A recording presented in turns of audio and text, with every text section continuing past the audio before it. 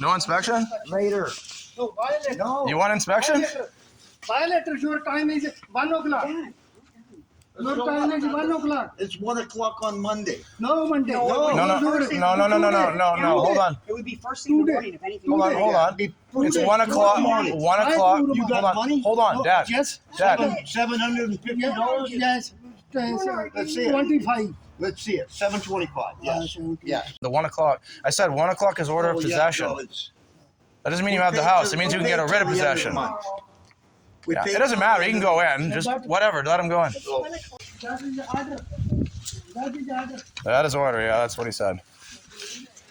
That is order. Midnight, buddy. It's midnight. You're on Cops Live. You got the blue lights right there. Okay, you give him key, he deposit back. Deposit back right now? Yeah? He says if we give him the key, he gives him the deposit back. Give me key.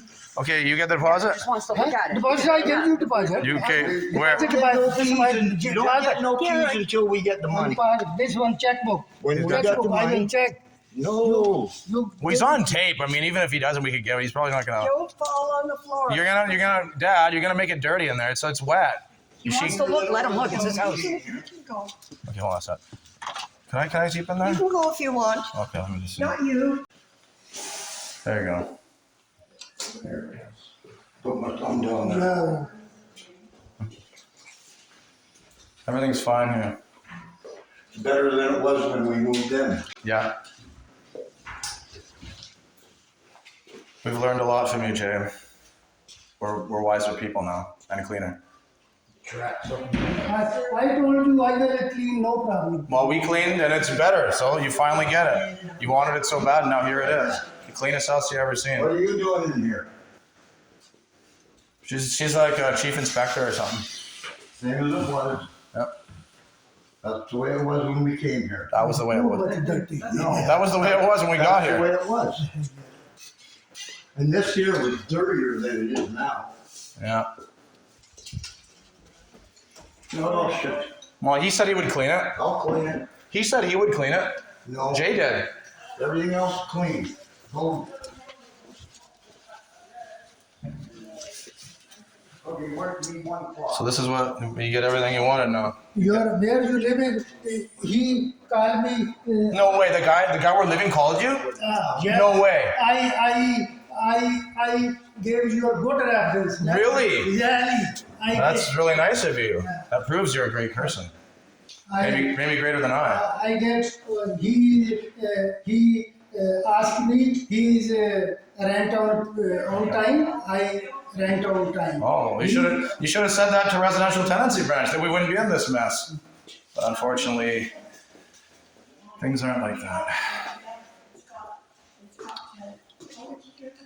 So that, okay, just give it a couple wipes, it'll be good. There you go, maybe just lick it a little bit. He where you living right now? He is my friend.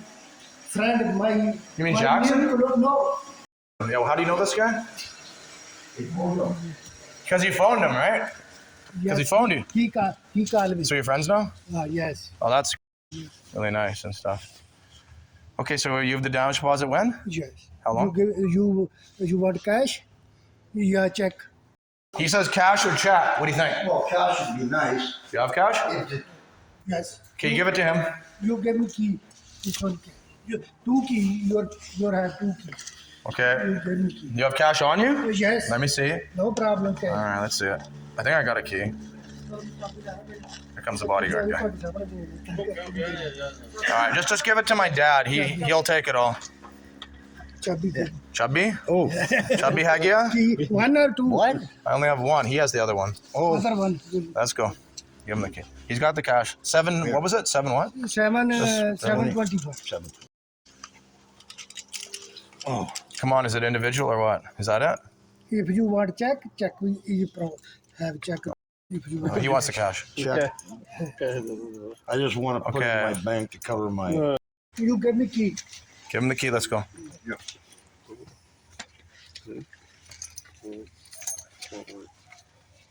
You give me your key. 725.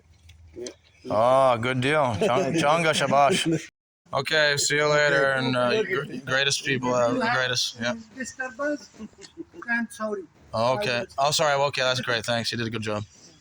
Hello, and welcome to a special episode of the Two Shot Factor. In the new house, we'll get you a tour eventually, but first we're going to talk about eviction and all the other lovely things that I talk about these days. Getting evicted. Let's look at some comments. After a post I left on Chilliwack Beware, one of the great sites, the great groups of Facebook, I posted a video here of the landlord, all the nice things he's done to me. This girl, we'll just call her Carla. You just got evicted and are going to be homeless in a day if you can't find a place. Aw, do you want a cookie? What a nice thing to say. She's referring to this video that she posted.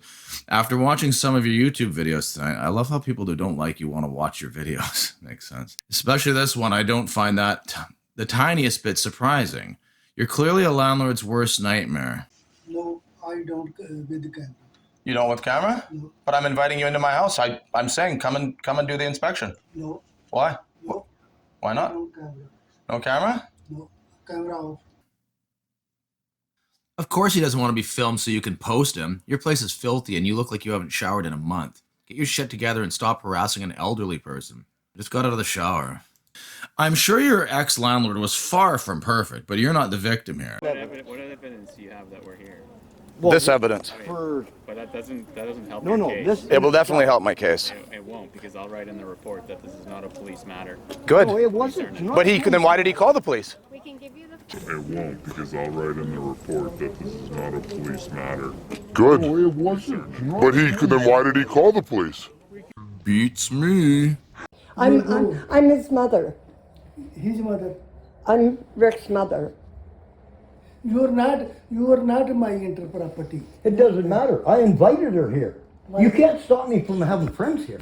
I am having and anytime heart attack and. That's not my fault, though. You can't blame that on me. Your fault. You create the problem. I created you to have a heart attack? Yes. How?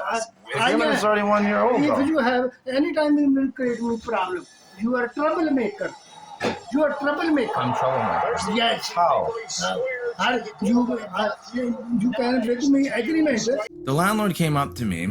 He wanted an increase to $1,600 from $1,450. So an increase of $150.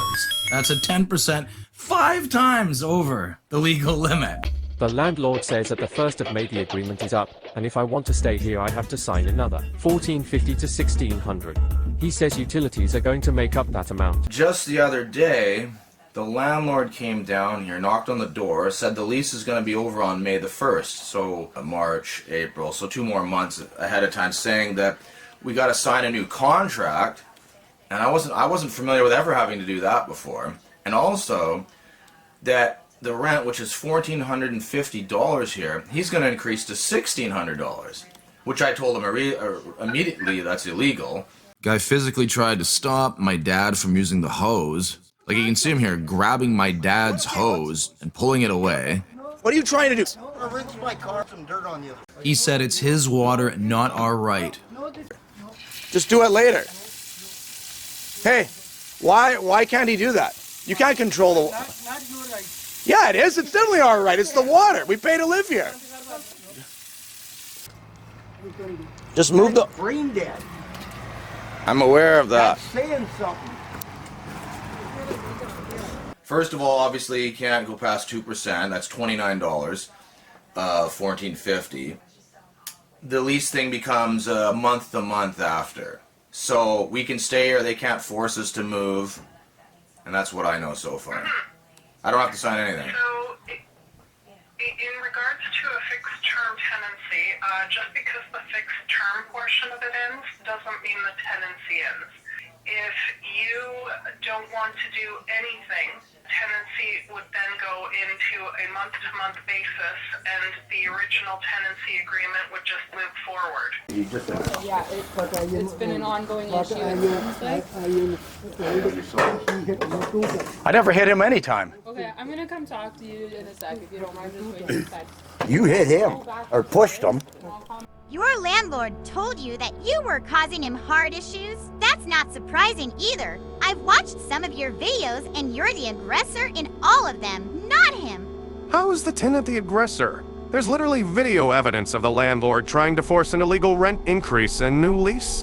Now she's saying my landlord's far from perfect. In other words, that means there's definitely some faults. Not one time in her comments does she actually mention one single example of him doing anything wrong other than I'm sure he's far from perfect.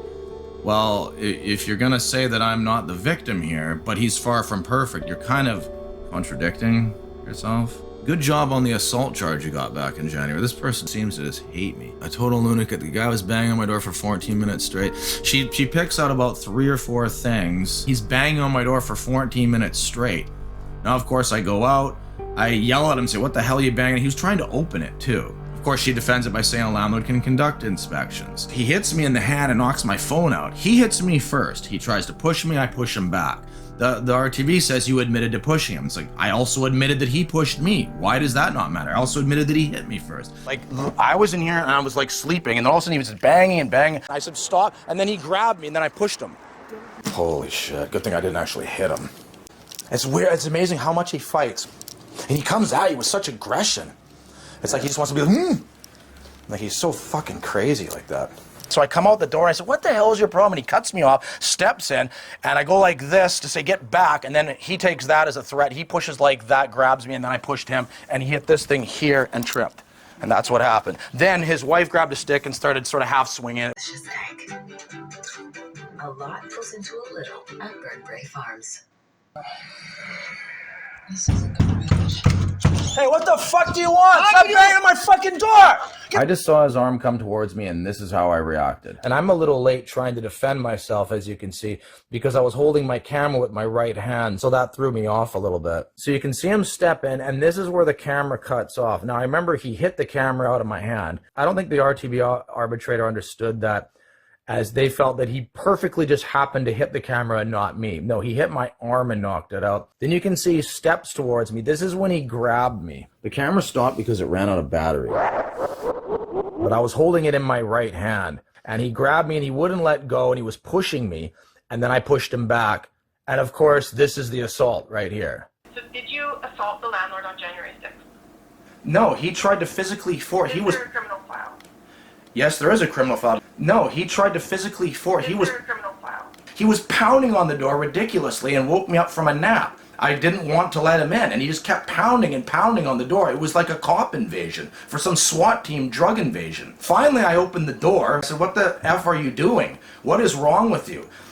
He pushed his arm towards me, and I swatted at his arm. Then my phone goes off. He had knocked my phone out. You can't see that in the video. He knocked my phone out of my hand onto the ground.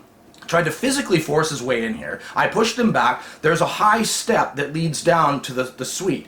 He hit that just under his knee and fell onto his bum there in a seated position. I kind of screwed up here in the heat of the moment saying physically force his way through me. I mean, I thought that was obvious that he was grabbing and pushing at me. I should have highlighted at least grabbed and pushed. He pushes like that, grabs me, and he pushes like that, grabs me. This is when the landlord, after I had left the doorway to look for a camera in my bedroom, started walking into my house, demanding to come inside, and he pushed his way right through my dad and me, and then I pushed him back exactly like I did the first time. His legs hit the high step, he sat down, he fell down onto his butt. There was no punching, and if he was hurt so bad, I would suspect, I don't know why he didn't go to the hospital. There was no pushing or touching of his wife. The only thing that was involved with any touching of his wife was she grabbed a small stick and swatted it at my dad. He tried to push his way through me and he swatted my phone out. I pushed him back. I didn't hit anyone. If there's any hitting, there should be a hitting on evidence of his film. He took film. Where is this hitting? See what I'm dealing with here? You are no writer. Doesn't matter. He's a guest. This is fucking not India, you fuckface. Are you a fucking racist? You've known his dad for 55 years. See what you're dealing with here? Oh, but my grandma couldn't the other day, right? Why are you moving? Why you take the picture? Why am I recording it? Why recording? You are not right. You can go. You can go. No. You don't enter my property. Why you enter my property? No. Because I asked her to. What? Hey. What is your problem? You You are the problem, Jay. Your problem. Not me. I am safe my house. No, Okay, you're not but you protecting can't nothing. argue about You stuff are they're paying for arguing- rent. Rick, You're watching. Rick, You Rick, call the police. he's okay? paying, You own the he's paying police. rent. You can't police. You're harassing my mother. I'm watching my everything. I don't tool care. here. My tool here. He's telling you have to Never leave. mind. I'm not going to leave. I know you're not, but he's telling you. I can handle it. Your grandma is not a listed occupant. I didn't think he even had a recording at first. I thought it was just a lie, but there was a recording. It's just that I'd never seen him by the fence. I don't know how he was able to hide like that. But the very beginning of that recording, you can hear me yelling about how he grabbed me. And I'm talking to my dad to get his phone because I can't record with mine.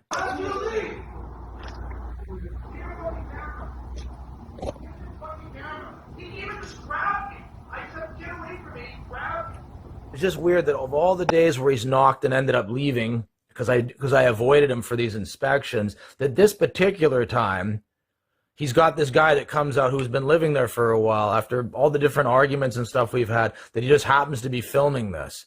Now, he is a little late to the party, so that makes it look like it might be a little more realistic, but he is a tenant. The lawyer that I got originally, that lawyer eventually had to withdraw and pass me on to another lawyer because the guy who took the video, Jackson, had already been a former client of his in some criminal trial. Hi there, this is a weird message to send, but I'm reaching out regarding your old landlord.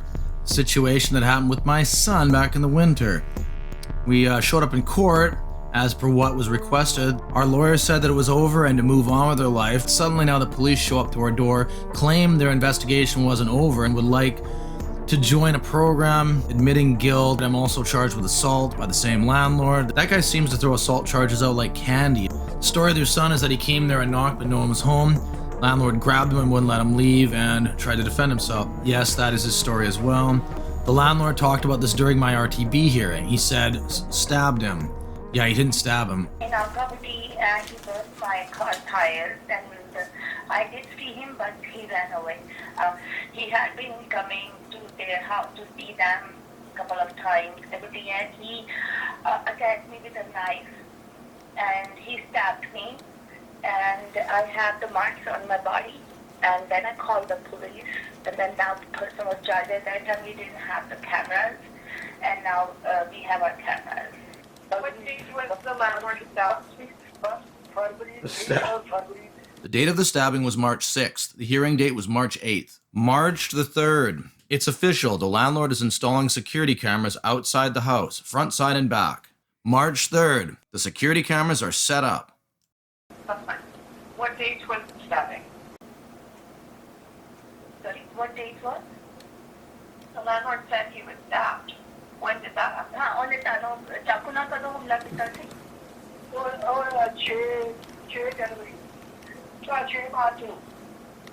March the 6th. At that time we didn't have the cameras, and now we have our cameras. At that time we didn't have the cameras, and now we have our cameras. The landlord has hospital records or police records? Police card या Dadar card है क्या? नहीं अस्पताल नहीं मैं चाकू मेरे लगा नहीं अभी चाकू वो तो फाड़ लिया चाकू वो कैद में पर मुझे कहाँ फाड़ ली चाकू मेरे बचा नहीं बाकी होर मेरे छक्का काफी लगी हो गए जो जितना था तालिया छोटे लिया मेरे कन्न कई था मुझे मारे आओ ते पर मेरे चाकू बचा नहीं. Okay. I wasn't hurt by the knife. Rather, he pushed me and he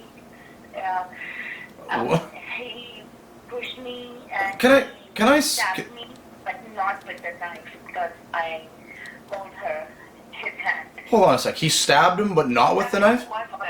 Person with the knife. What? We have more concern about the security. They can hire someone to hit her, hit us.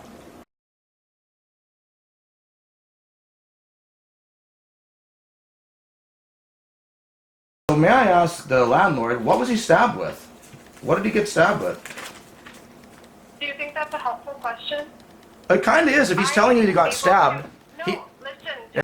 Okay, if he's saying that he got stabbed, then he's saying he didn't get stabbed. Interpret things without black and white facts. I know that you want things in black and white truth, but I can interpret the evidence to come up with what is most likely the case. Okay, yeah, I got I it. understand. Okay. The one set of police actually told me it actually shows on camera the guy attacking. The investigating officer is same nationality I met, but the other officers were not. So I feel they team up.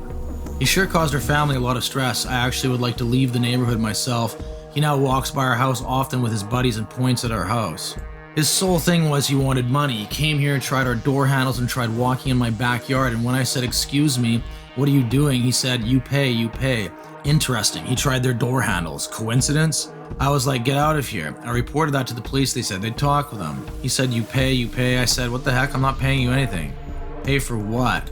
Maybe to make the charges go away, maybe for car repairs, as he kept hitting my car. He's like insane. I said, "I'm phoning the police," so he left. He hit your car?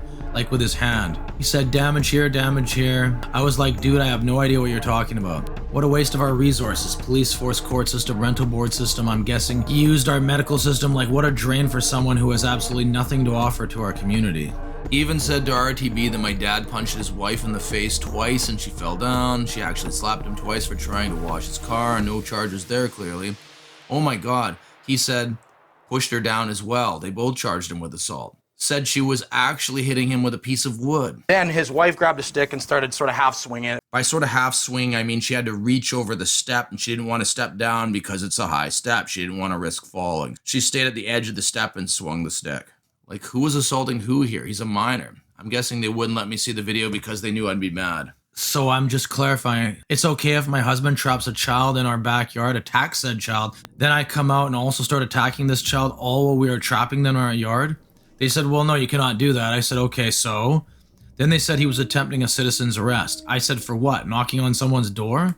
He chose to rent out his basement, therefore the access path is public. Anyone can knock on that person's door. What was the reason Jay gave for trying to grab? Well, I guess he didn't want him in his yard, but wasn't really in the yard. He was on camera knocking on your door. He says he'd been harassing him, which I think he obviously is playing victim and needs a story for having a scuffle with a minor. He then tried to push me again, and my dad, right through the house to still, despite all of what's happening, conduct an inspection supposedly. The whole part where he tried to push us out of the way and conduct the inspection, like this is one of the weirdest parts, is that he's literally been assaulted, needs medical attention, he needs to charge us with assault, but yet he's gonna come back in the house after being attacked, push both of us to literally try to walk right through us and then somehow conduct an inspection. I don't think some people can understand how bizarre that is and how hypocritical it is for a person claiming he was assaulted, who's literally assaulting you just to do an inspection. It's also interesting how this guy has managed to be recording, and in the time it takes him to walk, he walks over and he just happens to not be recording. During that, all that, he's paused the recording or edited it somehow on his phone. Obviously, he wanted to get whatever audio he could. What happened to the rest? You know, it just happened to mysteriously go missing? Because there's obviously a time gap.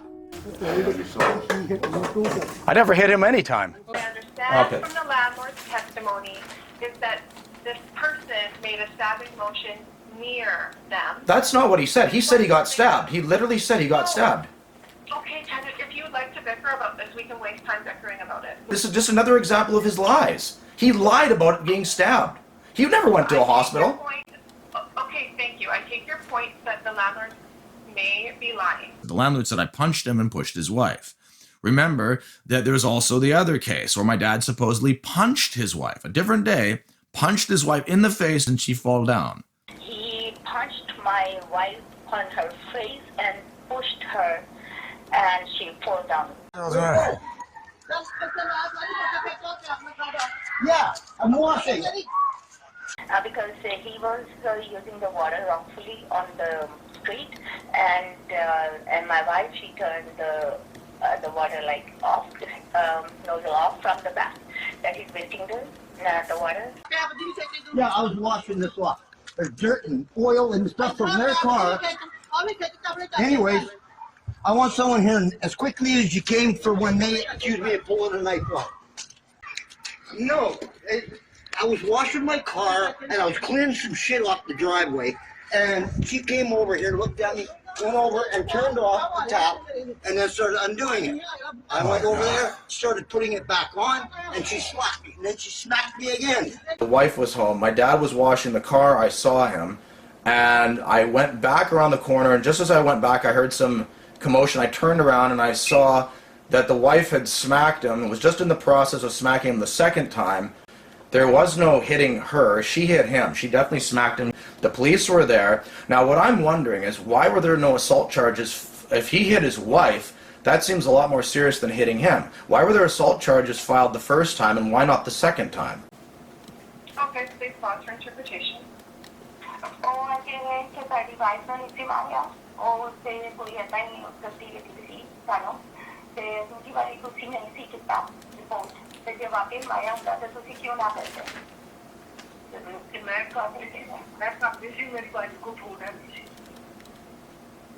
Because I wasn't at home and my wife didn't have the phone. Okay, go ahead, tenant. Did she just say his wife didn't have the phone? I don't want to bicker about insignificant facts. Then I want your perspective.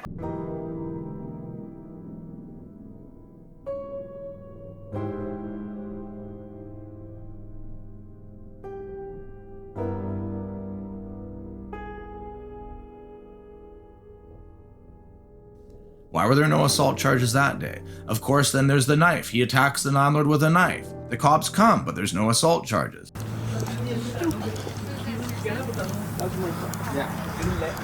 What's going on here? Stupidity. What's going on here? I want to work till him. I want to do laundry. He says no. Okay, yeah, see. Okay, so we've done. This is this is so stupid.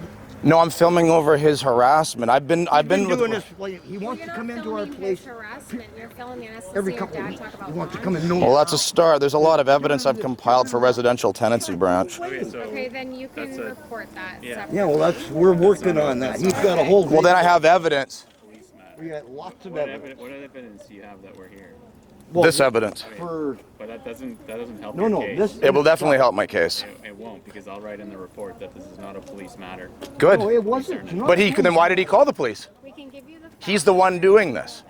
It's, you know, it's total. This guy has been harassing us. I told you guys the other day. With So I a was video renting my camera car. to tape us. Like, That's what why I didn't know what I was coming out to tape other than there was a problem with him. Do you have a contract in place? No. You know, I mean, you came for a knife attack, and she asked me, she says, oh, you're filming us over laundry? So you're filming us over laundry? Stupid. Didn't you just come over laundry? Or, oh yeah, that's right, you came over a knife attack. Either way, neither are even being brought up. It's just me and my camera now. And then the guy tries to actually ask questions. It's amazing the difference between these two. Do you have a contract in place? It really is not an advertisement for, you know, women in police uniforms. No offense, but this is not a good example. This girl should be working in a Wendy's. In fact, can we get a clip of that? They ask you how you are, you just have to say that you're fine when you're not really fine, but you just can't get into it because... My dad got a new vehicle, a Lincoln, a used Lincoln, in February of last year. Immediately, when landlord saw that he was at my house that day, he stated earlier about giving me 3 months notice to increase rent for $29. What he didn't state was that he came there months before this for May. He was trying to get rent for the month of March. He came there, he asked how much the vehicle was, how much it cost. I said, I have no idea. Then he ended up leaving. He came back the next day with the rent increase. There was no paper of any kind, no forms, and it had to be done immediately with threat of eviction, and it was $150 a month, which is 5 times, it's a 10% rent increase. He came back... Okay, tenant. So you'll have to pause for interpretation, but also the way I would prefer you to present your information is to say, on this date, the landlord served me this. I don't know, he didn't serve me anything. I'm not following you. I'm not... Okay, so the landlord's trying to increase your rent like a long time ago? And this is where this all started. This is... What? So the landlord tried to increase your rent, and that was the beginning of the issue. Is that correct? Yes. That was in February of 2023. Let's interpret that. Okay, February of last year. Okay, interpreter. The notice. There's a picture I included where there was a handwritten notice that he tried to give me. Once again, I told him that wouldn't work, and finally he got the actual notice. This Did event. you ever pay an illegal rent increase? No. That's why it took so I long. don't think it's relevant. It's completely relevant. He tried to charge me 5 times the legal limit, and if I would have done it, he would have taken it. So then so I have made note of that, and it can provide context, but Then why is it irrelevant if it can provide context? I'm trying to go to the next point. I'm not saying it's irrelevant, but I'm just You just saying, did say it's irrelevant. then So I long. don't think it's relevant. Then So I long. don't think it's relevant. Watches in the laundry room. This is where the laundry room problem all started. He would watch us in the laundry room every single week when we did laundry, and often he would corner me trying to get me to sign illegal leases and ask me strange questions about my personal life and things that were very creepy, and I put up with this a lot. I'm just saying this was a slow building process of his. There is no new lease. It's the original one. Okay, tenants, go ahead. She said there was no new lease because I never signed a new lease. That's what I'm saying. But okay. But then there's no new lease, so you don't need to argue every single point. Just, I'm not saying it's irrelevant. I'm not saying it's irrelevant. And they had been doing for 1 year. After that, I gave them 90 days notice to increase the rent.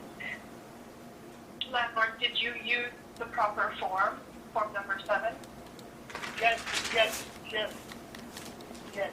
You have to use the official form, RTB form, T7 form, I think it's called.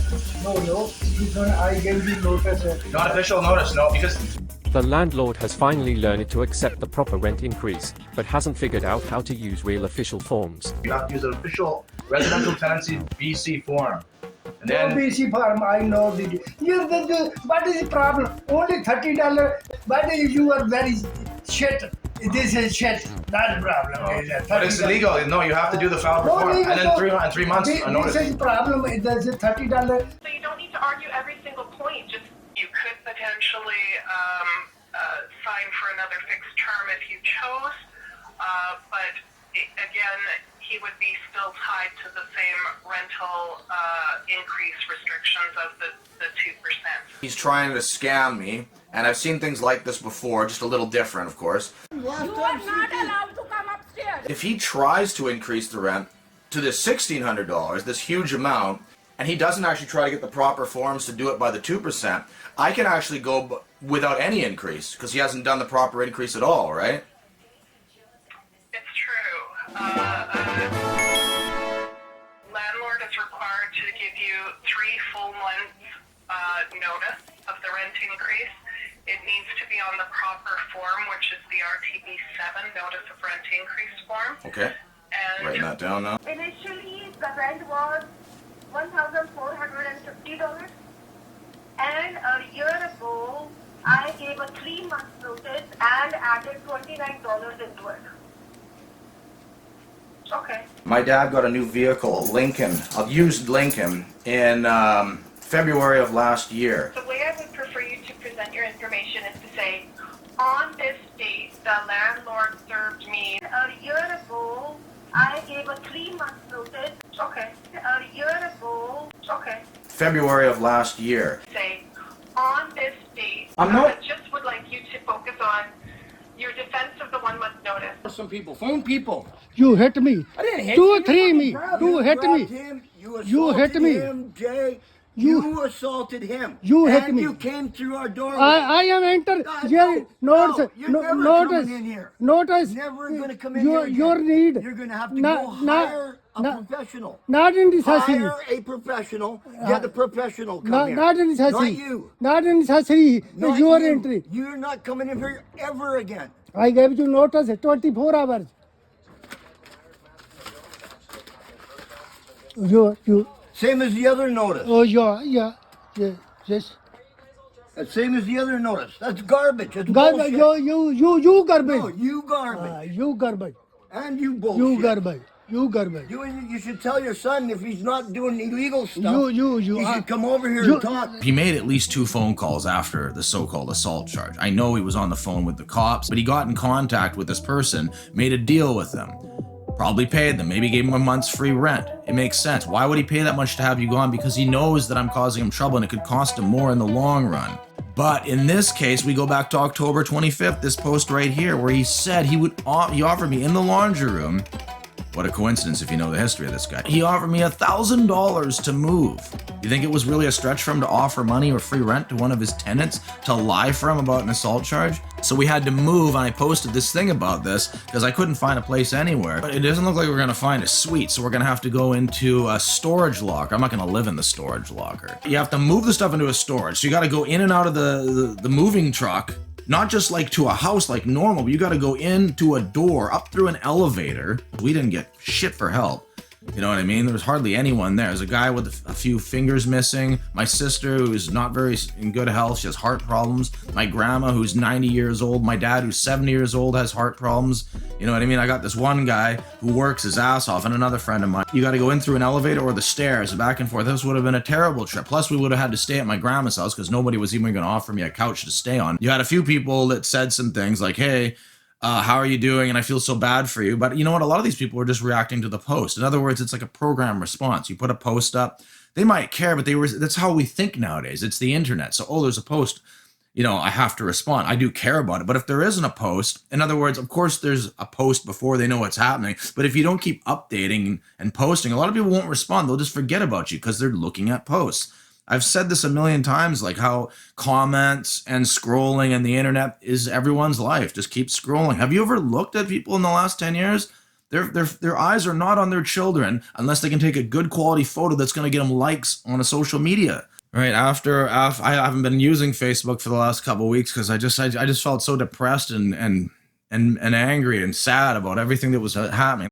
Love the way you argued with the RTB arbitrator in that one video too, by the way. No wonder why you lost. This girl here is telling me, you know, I seem like this hot-headed person talking over the arbitrator. The arbitrator changed her story and lied over and over again. She was completely unprofessional. Right after one of the last times he asked me for the $150. This was the video at the door. Are you discussing an illegal rent increase? That's right. Okay, I'm not concerned about that as far as whether that has any impact on the 1 month notice at this time. Okay, landlord. Pause for interpretation. You don't need interpretation if it doesn't matter, though. Yes, I do. The entire hearing must be interpreted for the other party. May I ask him, how long after the assault did he talk to Jackson, or when did he talk to Jackson about this? Mom, you want me to interpret that? Yes. Sure. She has to tell me, like, I cannot take orders from the tenant. Well, you're supposed to interpret what I say, though. That's a tenant. Okay. I don't know if this line of questioning is helpful. You don't need interpretation if it doesn't matter, though. Yes, I do. The entire hearing must be interpreted for the other party. I don't know if this line of questioning is helpful. So may I ask the landlord, what was he stabbed with? What did he get stabbed with? Do you think that's a helpful question? It kind of is. If he's telling you he got stabbed. No, listen. The entire hearing must be interpreted for the other party. I can interpret the evidence to come up with what is most likely the case. The entire hearing must be interpreted for the other party. We are not entertaining the lead rent. Yeah? I have to tell him that. Correct. Well, it doesn't matter. No, you don't. Yeah, true. But I don't want to hear anything else from the landlord about lead rent. Talk to me in the laundry room about signing a new lease. He would ask me personal questions about friends, if they did drugs, where they lived. He would watch you do laundry, and that's this next part.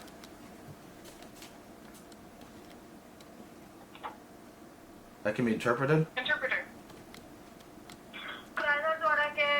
Yeah, but why is he responding? She's supposed to be telling him what happened, and he's not supposed to respond, but he just did respond. Tenants, I am in control of the hearing. I will take control of the hearing. And so I'm asking you to simply present your perspective on each of these instances. I did, but what? I can get the most information from you to support your case.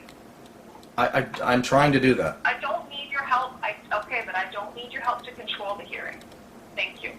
BC leads the country in evictions among renter households in 2021. More than 1 in 10, 10.5%, being evicted during the 5 years prior to the data. Children face the highest eviction rates. I'm sure you're happy about that. A lot of people, they sit there and they say, oh, you're evicted. You must be like, a bad tenant. They always get this, this sort of rap sheet. It's like, oh, black people or minorities in the States, they did it. The crime, they must have been them. The thing is, there are stats that can actually prove that. As sad as that is, it's a fact. We know how many of them are in prison versus white people. You've seen those stats for years, your whole life. Beyond that, Here, the stats actually support us, and still people on Facebook. Yes, social media. You get these, vultures, these trolls that come on. Some of them aren't even trolls. They're just people that, for some reason, believe that people who get evicted a lot of the time must be these stereotypical people from the streets of Surrey. They smoke drugs, they don't get a job, they don't try very hard. Overwhelmingly, the decisions support landlords over tenants. We've seen it firsthand with Abby and with other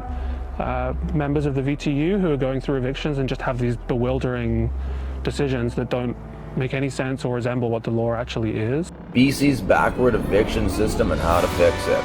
Landlords in BC evict tenants at the highest rate of any province. Between 2016 and 2021, they evicted more than 10% of BC tenants, mostly through no-fault evictions. Learning is fun. They displaced tens of thousands of tenants from their neighborhoods, forcing them to pay more for rent and caused thousands of low-income tenants to become unhoused. And most of these evictions occurred without a hearing. How? In BC, a landlord almost never has to apply to a court or tribunal to evict a tenant. Instead, they just have to fill out a form and serve it on the tenant. The ease with which BC landlords evict tenants is a main driver of both the housing and homelessness crisis. I don't care about optimism right now because I'm down in the dumps. I'm depressed. Why? Because I'm fucking homeless. That's why. I ain't got nowhere to go. Look, I sleep on the bus stops. This is where I sleep. Rent is real cheap. Don't worry about it. Johnny B comes sometimes and he kicks me out. He says, hey, get the fuck out of my spot, little bitch.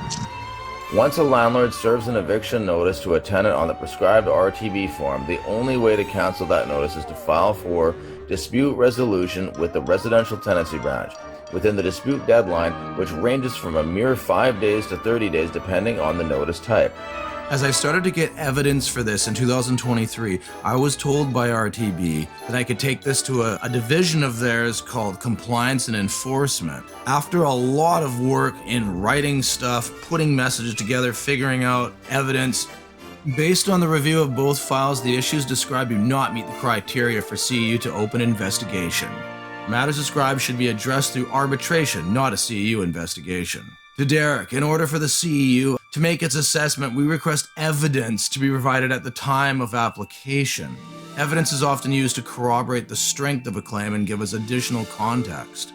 And then I said, I am not understanding this. You say I need to provide evidence. I sent about 20 or so files. I sent pics and videos.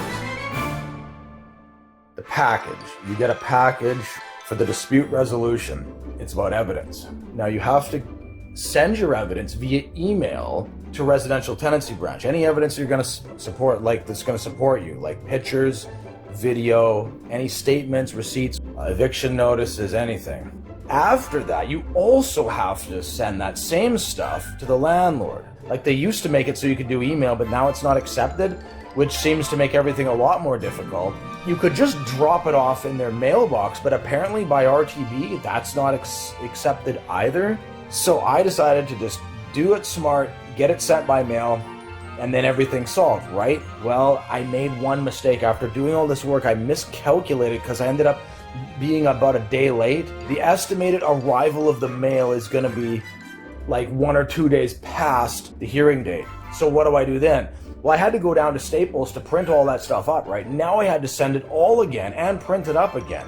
I had to send all this stuff a second time, but now I can't use mail because there's no time, so what's left? The only thing left was to go and deliver it in person to the landlord. Now, there were a couple of problems with that. Now, remember, I've said repeatedly how there are so many things RTB does wrong. Well, here's another one. The landlord doesn't actually have to accept this. In other words, they can just sit in their house and not answer the door. There's no law against that, right? I'm not making this up. If you're not familiar with this is actually fine, except you do have the benefit of having an arbitrator hear your side of that, and maybe, depending on who they are, they can accept that. You should take pictures. Of course, if they not only don't answer the door, but they hide and you don't see them in the window, that could work against you too. But here's where it got a little tougher. I couldn't deliver it because I had a no contact order. He could phone the police and I could get arrested for this. So I had to get someone, this girl that I know, and a witness. Hello? Hi, can you come to the door? Why? Because I have some papers for you.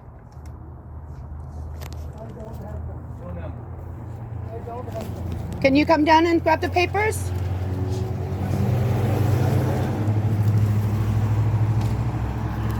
Yeah, what can you do if he says no, right? I'm serving this package on behalf of Derek and Home Realty from the Residential Tenancy. It's a legal package. It's a legal documentation for what? Eviction. The eviction, disputing it. You have to take it for conference. I don't want anything. No, you have to take it. You have to take it. Shit. What is that? And many tenants face serious barriers to filing to dispute an eviction notice.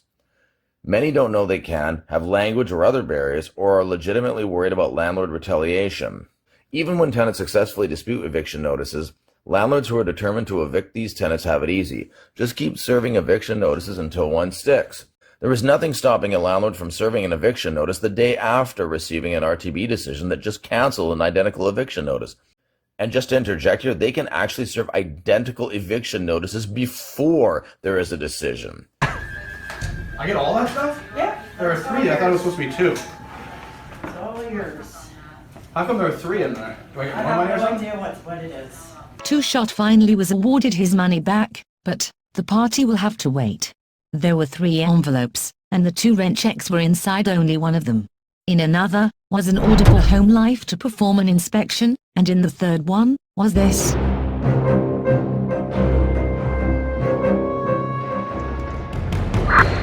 Another eviction notice? Impossible, you might say, but it's true. Exact same reason as the first one, which hasn't even gone to a hearing yet. I have to be out of here by October 31st. I just got this yesterday. I only knew about this when I went and picked it up with my missing rent money, and I'm just wondering if this is even legal. You received that one through registered mail yesterday?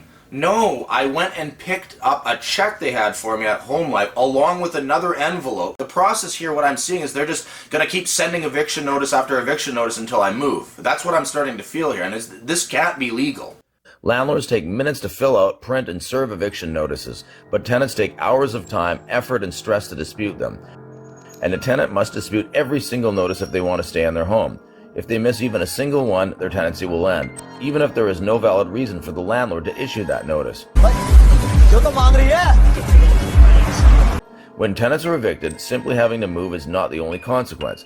Tenants pay more rent for similar homes or pay the same amount of rent for poorer quality homes. Tenants are displaced from neighborhoods they know and love that are close to friends, family, and work. More than 30% of tenants earning under $50,000 become homeless after their landlords evict them. On the other side, landlords are motivated to evict to get around rent control. While landlords are limited to how much they can increase rent in a tenancy, there is no limit on how much they can increase rent between tenancies. This is why, despite annual rent increases being limited to around 2 to 4% each year based on inflation, the average rent in BC increased by 30% between 2016 and 2021. What the tenants union really wants is vacancy control, which would tie rent increases to units and not to tenants, so that just strips away the incentive for landlords to do illegal evictions. If they can't jack up the rent between tenants, then they're not going to try so hard to get rid of people. How often do renters move in Canada? A January 2023 report found renter turnover rate. The percentage of renters who vacate their unit per year was at 30.5% in 2021, down from 15.5 in 2020. But you know, it's so much higher here than anywhere else. When you say, oh, you move so much, there's something wrong. Canadian homeowners move every 7 years. It's actually 7 to 10. BC's still eviction capital of Canada. Most are through no fault of the tenant. Like the evictions, rent evictions have gone down, but they've got, 10.5%. And compared with only 5.9% nationally. That's how many people reported being evicted. BC's another world. Look at it, it's in the red. Over 85% were no-fault evictions. And that's just what was reported. But things are getting really out of hand. And we need some kind of resolution before Christmas, not at the end of February. That's no good. Like, we're having too much trouble. We can't do laundry. He prevents me from washing my car. He's woke me up when I've been sleeping and telling me that it's not time to sleep. My dad's sleeping, don't go in there. No, my dad's sleeping, don't go in there. No, don't go in there, my dad's sleeping. I just asked you not to go in there. What are you doing? Get out of there. I will inspection. Doesn't matter, I just told you not to go in there, he's sleeping. I gave you 5 days before notice. Yeah, but I said you don't need to go in there, he's sleeping. This is not sleeping time. It doesn't matter. It's sleeping time whenever he wants. Yes. It's his house. That was a stupid time for your dad to take a nap, don't you think? I was in bed sleeping. My son told him, don't go in there because I'm sleeping, and he did anyways. It's not time to sleep.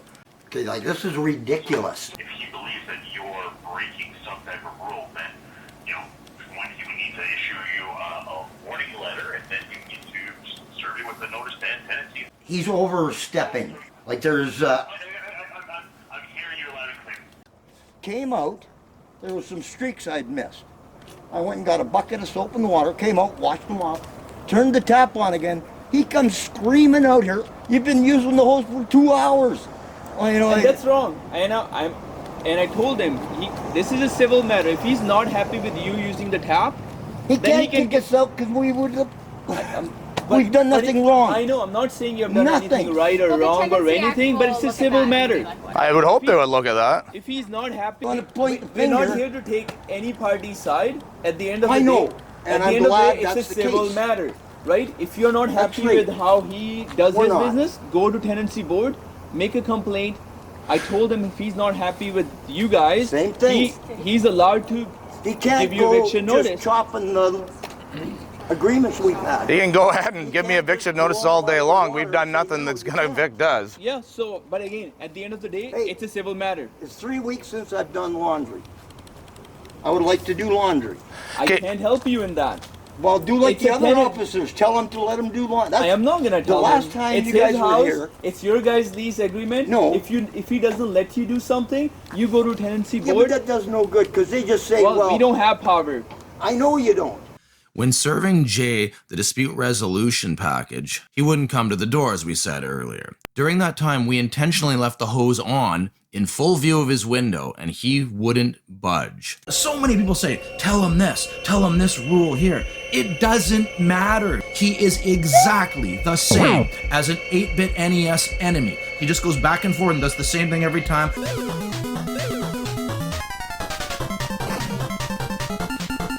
No fans, no heaters.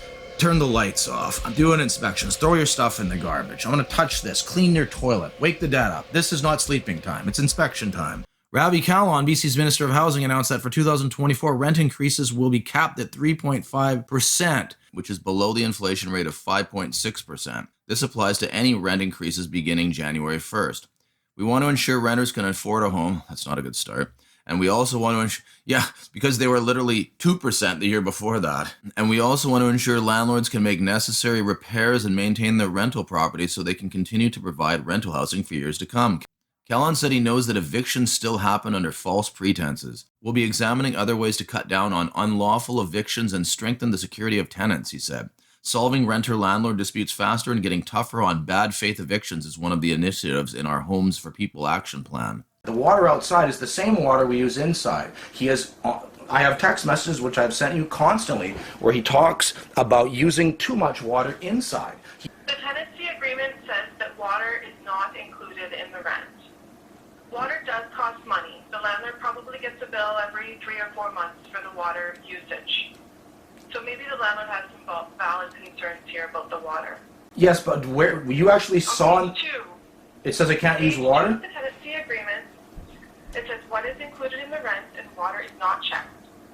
Well, if water is not included in the rent, does that mean he can suddenly charge us for using water in our house? Why is there not a utility bill included? It would just depend on the agreement. Also, the washing of the car. This was addressed last time, and you saying that that's not marked off in the boxes. However, if it's not marked in the boxes, okay, why does it say right underneath utilities included? Most landlords and tenants rarely have disputes. What? For the small minority who do, we're taking action. Today, I tabled legislation that will protect tenants from unfair evictions, promote better compliance, and improve British Columbia's rental system for everyone. This bill restricts rent increases when a tenant adds a child under 19 to their household, even if the tenancy agreement states rent will increase with new occupants. Nobody should have their rent increased just because they had a baby. This will put an end to that. The woman upstairs is moving out from the one-bedroom suite after failing to pay rent this month. I was wondering why, and then I realized the landlord didn't want her having her 2 boys over 3 and 4 days a week. I don't think you should be able to complain about extra people being there unless it's seriously jeopardizing your life. The rent still gets paid. Give you 24-hour notice with the date, time, and purpose of entry.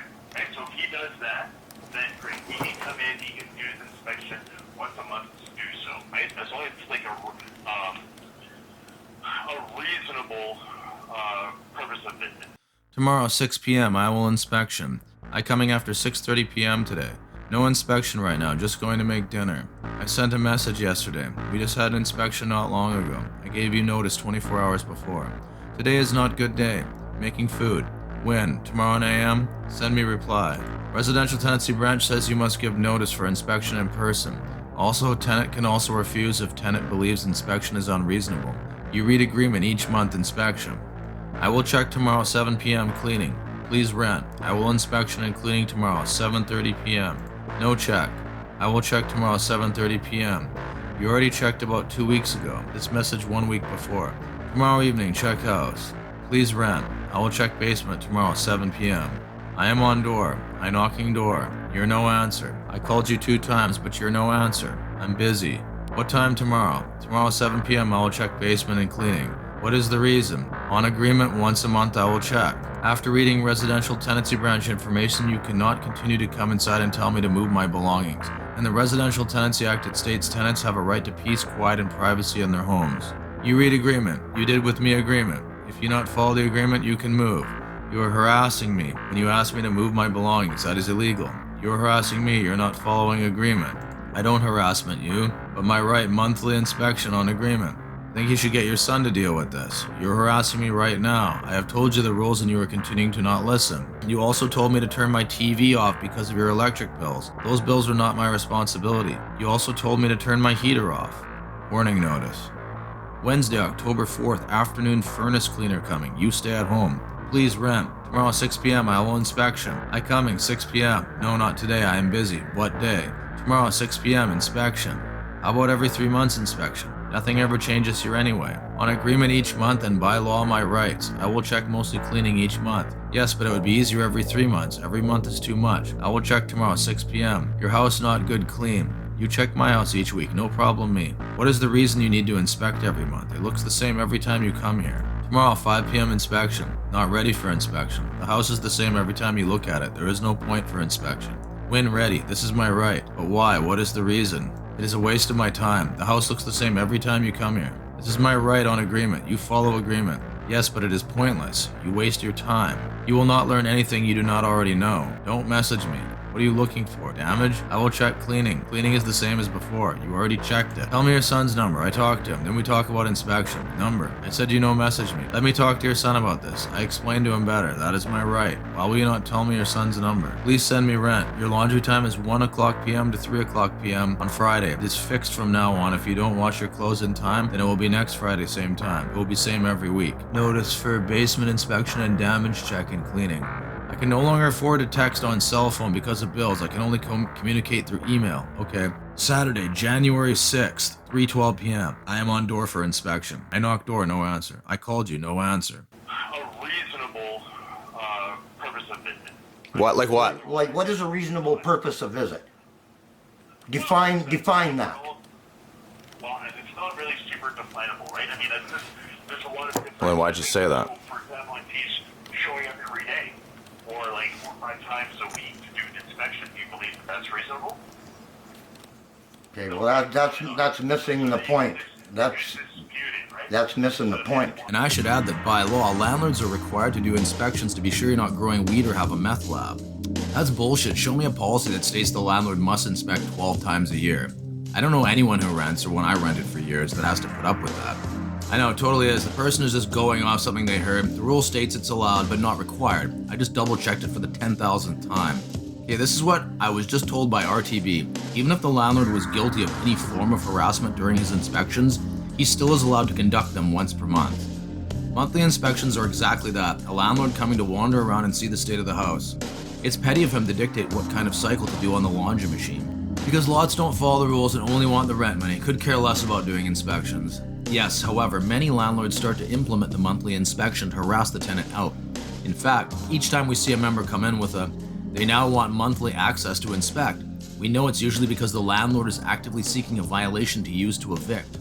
He comes in, he stands outside and watches us, stuff like that. We don't get no privacy. There's a point when inspections become an invasion of privacy. We've been doing the laundry once a week each.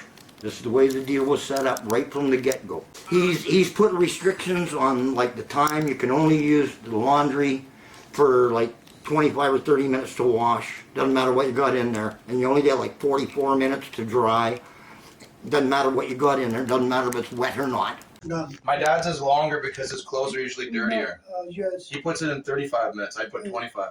25 is okay. All people, I will only 25. He sits there and he watches us do The whole time. The whole time he sits there and natters and bugs us. Oh, you're doing too much. You're doing too little. Too much time. Too much this. Too much that. It doesn't end. And Do you have anything specific as far as the amount of time or amount of laundry or whatever it is? we only get 1 to 3 on Friday, one load for the two of us a week. This just changed. That's what's on your tenancy agreement. No. This just changed. Hi, excuse me. Do you live upstairs with Jay? Yeah. I'm just wondering, what is your laundry time? Are you doing laundry once a week? Yeah. Is there a fixed time? Like, do you have a time you have to do it, the laundry? I can change it with Jay. Change it, what do you mean? Like most of the time I do on Friday, but this time I was busier, so I So you're asked him busy? if I can do- Yeah, this time this week I was busy, so I asked Jay, I can do it on Thursday? Thursday. Okay. This is more 1 hour. He's not putting it on that long. He's just gonna put it on for 5 minutes. But it says 56, so can your brain comprehend? Yeah. Okay, there you go. Let's get the math going. Let's get the calculators out. There you go. 306.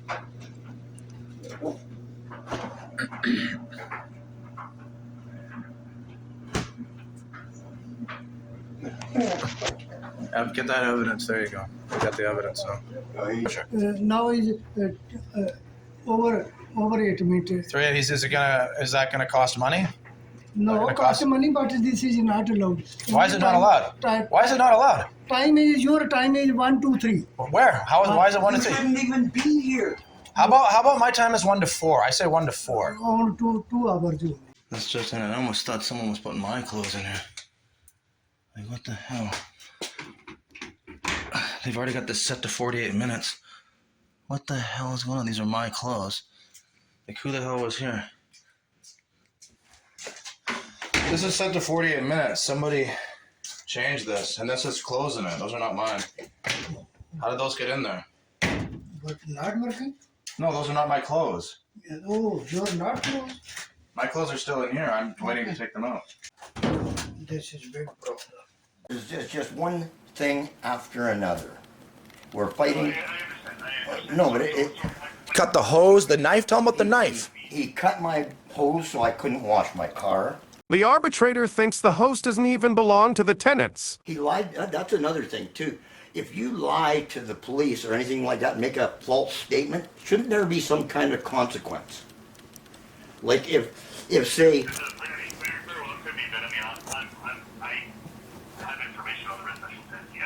No, I know, but he phoned the police and he told them I attacked him with a knife. Total lie. The police came around here. What I wanted was to do some laundry, but then it's escalated to the police. So you're filming us over laundry? Stupid. You're filming us to Every see your couple dad weeks, talk about he wants to laundry? come and know us. Why are you coming out hot and heavy with a video camera to tape us? Like, That's what why is I didn't. You have a contract I don't in place? appreciate it. Your What son. if I just No, walked he up to you and doesn't. started taping? They've got a verbal It's rude. agreement, and it's insanity. Nobody should have to deal with stuff like you're not allowed to use heaters, fans, leave light. It's just total insanity. He comes over and if we got the TV on, he comes and tells us turn it off. Things He tells us not to have friends over. We're not. Yeah. I don't know anyone who can't use the fans, can't leave their TV on, has to have inspections every month, just to have a landlord come in and start touching stuff. Can I ask you a question? Yes. Do you live with your landlord? Yes. He's upstairs. Yeah. Like this is an ongoing problem. It does not end. I understand. If I could ask you just a couple of questions, I just wanted to be able to give you specific information that will be helpful to your situation. Okay, so the landlord lives upstairs. Do you have your own unit? Yes. You don't share a kitchen or bathroom with them? No. No, okay, you got your own. So you have your own unit. He's got his own unit upstairs. So he comes into your unit whenever he wants to tell you to... No. Not whenever he wants. He tries to No, he- set something up there, but he always goes about it the wrong way. He's interpreting it the way he wants to interpret. I showed him some papers we got from you guys, and he said, no, that's not real. That's phony. It doesn't count. Here's rules. I highlighted this area here. See? This is not authorized. Yeah, it You is. gave me auto. It says right there, landlord tenant office. It's British Columbia. You come here. You download. Look, read the thing. Listen me, Andrews. For what? You're not listening to me. You It's gave me tenancy department order. You not enter. That is a tenancy department. No, this is no order. Where is the tenancy department signature? Right there, it says look, right there, responsibility for residential premises. Oh, no, British Columbia residential tenancy, right there. It says right there. Where is the tenancy department signature? There's no signature. It's a rule. It's a rule. The tenancy agreement. It is. It's a rule right there. This is wrong. It's not wrong. This is no rule. It is a rule. It's an actual rule, man. Tenant is not responsible for reasonable wear and tear or for cleaning to bring the premises to a higher standard than is set out in the Residential Tenancy Act. Can't we get any, like, so you mean like for the next 2.5 months, we can't do laundry? That's kind of what you're saying. I've done it once in 40 days. I've done it once in 50 days. And it's like, it's hard, you don't understand because you've never been in this kind of a situation. You know, it's sad. I wish everyone could go through a 48-hour course of what it's like. Evictions do not have to function this way. In fact, for rent evictions, they don't. In 2021, the government changed the law so that landlords who want to rent evict their tenants must apply directly to the RTB. This caused a remarkable change. Prior to 2021, rent evictions were one of the most badly abused eviction notices.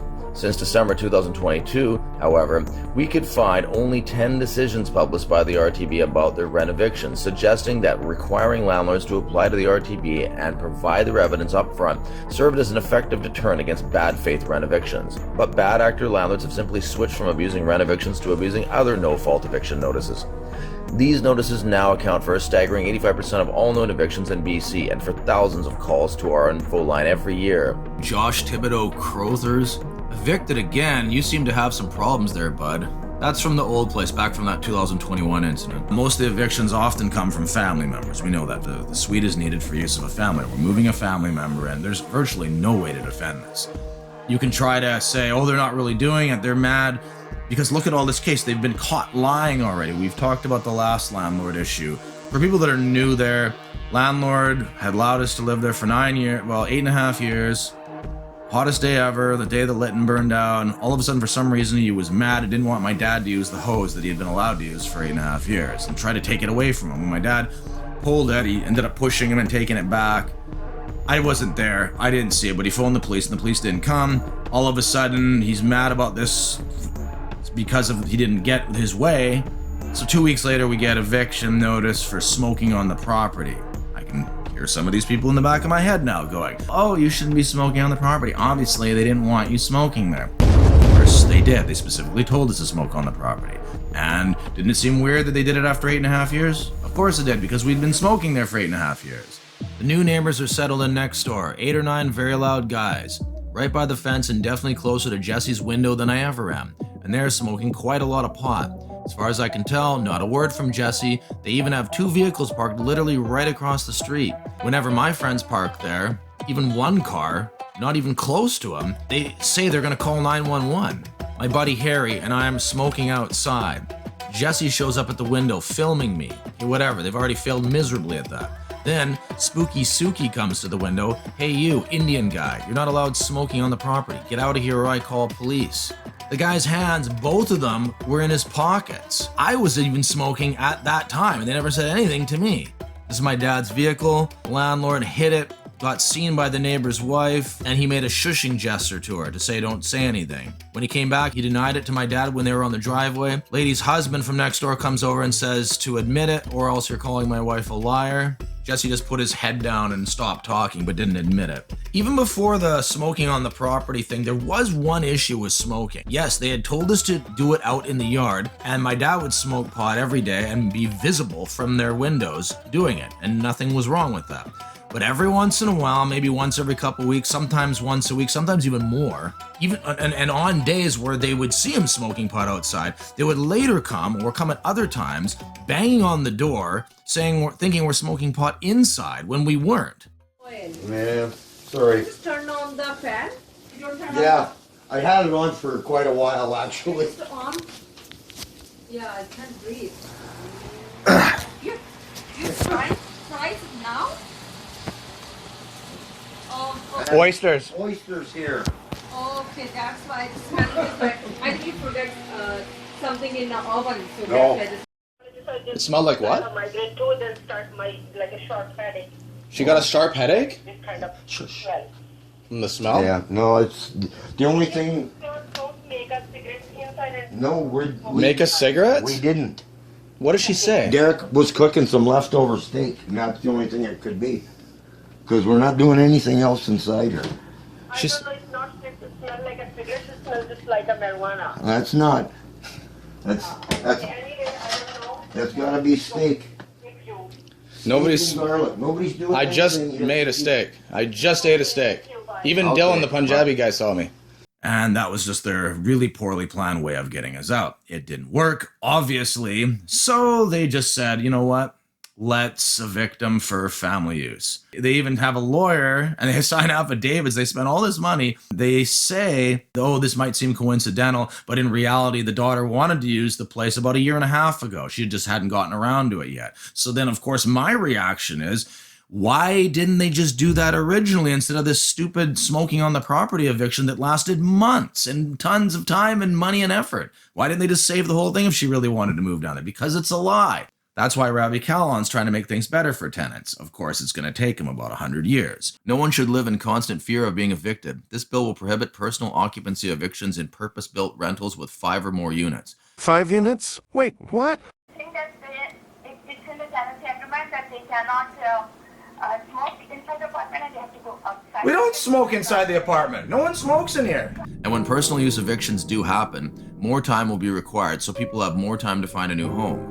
When evictions do happen, everyone involved needs certainty. This bill will require landlords to use a web portal that will educate on the required conditions and risks of bad faith evictions, standardize serving notices, allow for post-eviction compliance in units. Despite changes to landlord use evictions that took effect in 2024, it is still easy for landlords to issue these notices. While the web portal requires them to include more information, the burden is still on the tenant to dispute any generated notice they receive. Landlords can spend less than 5 minutes to cause hours of grief for their tenant, or months. However, there was a straightforward solution. Require that landlords apply directly to the RTB for every type of eviction notice. This would mean landlords would have to gather their evidence, pay the filing fee, and have to prove their case at a hearing before being able to evict a tenant. This would, as already proved with rent evictions, significantly reduce bad faith and vexatious notices.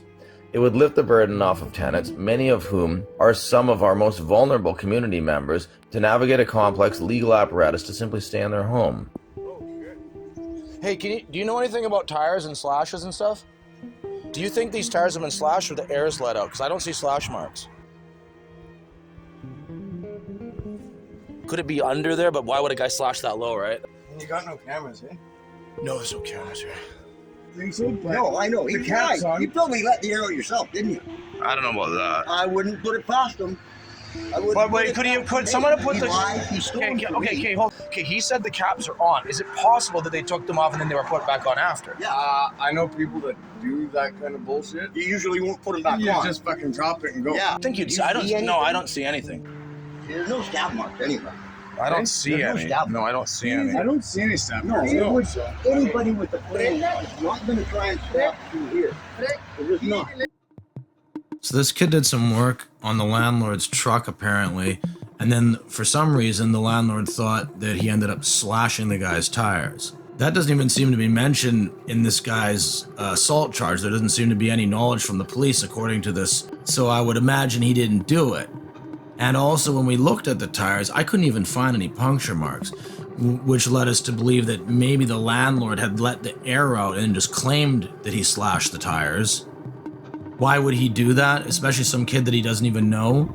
Well, maybe they had some other argument before about something, but even more realistically, In the RTB hearing, he said that he thought that we literally knew this kid and even hired him to hurt him. He already believes he's been assaulted by me. He just hates us. He believes my dad's punched his wife. We've tried to stab him with a knife. So he's doing anything he can to get rid of us. And this kid comes along that he thinks we've hired to attack him.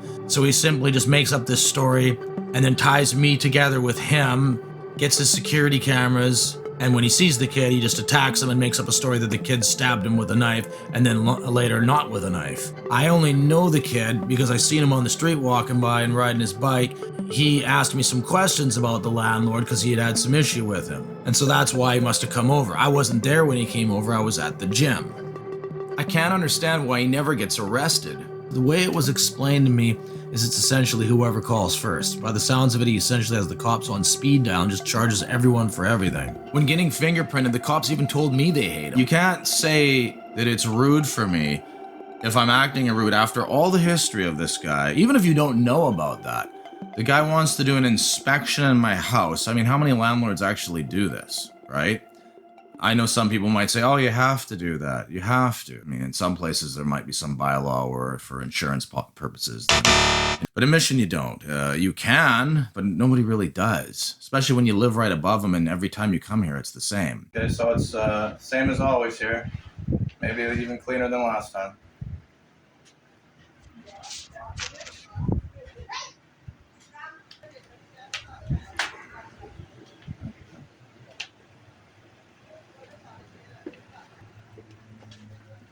I think it's pretty good. It's okay. Not good enough?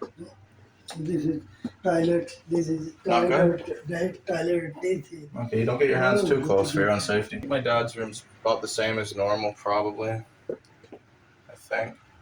It's a little dark in there. That's probably pretty good, I guess.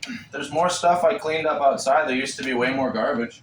When clean up? No, I said I did clean up more outside. No, outside not, this is stuff is more stuff. No, there's way less stuff. I put it, there's a few cans and stuff, but there was piles of stuff. It's all gone now. I moved it. There is stuff and front door stuff. Yeah. It's, oh, yeah, I need to do more laundry. See, look, that's why that's there, because I need to do laundry more than once a week. You are put on salvage, salvage closet. Okay. Your mother, other put on closet, all stuff. This one is very good stuff. Oh, yeah, okay. Well, I'll try. There is not good cleaning. Not good. It's better than last time. What is, when I inspection came here, what is your problem? You're inspired because you're always telling me to clean up too much, and I do clean up some, and you still don't even realize. Like, there's way less stuff out there than there was before, except those cans that I put there. You come my house once a week, no house. Problem me. I don't care about your house. I'm not inspecting your house. I don't care. No problem me. That's all fun and game. I don't care. Live here is as a family member. Not problem me. No. You come my house, no problem. That's nice. I don't want to. I just want to. When I come, you create the problem. No, I mean, you've come before and you tried to tell us not to have TV.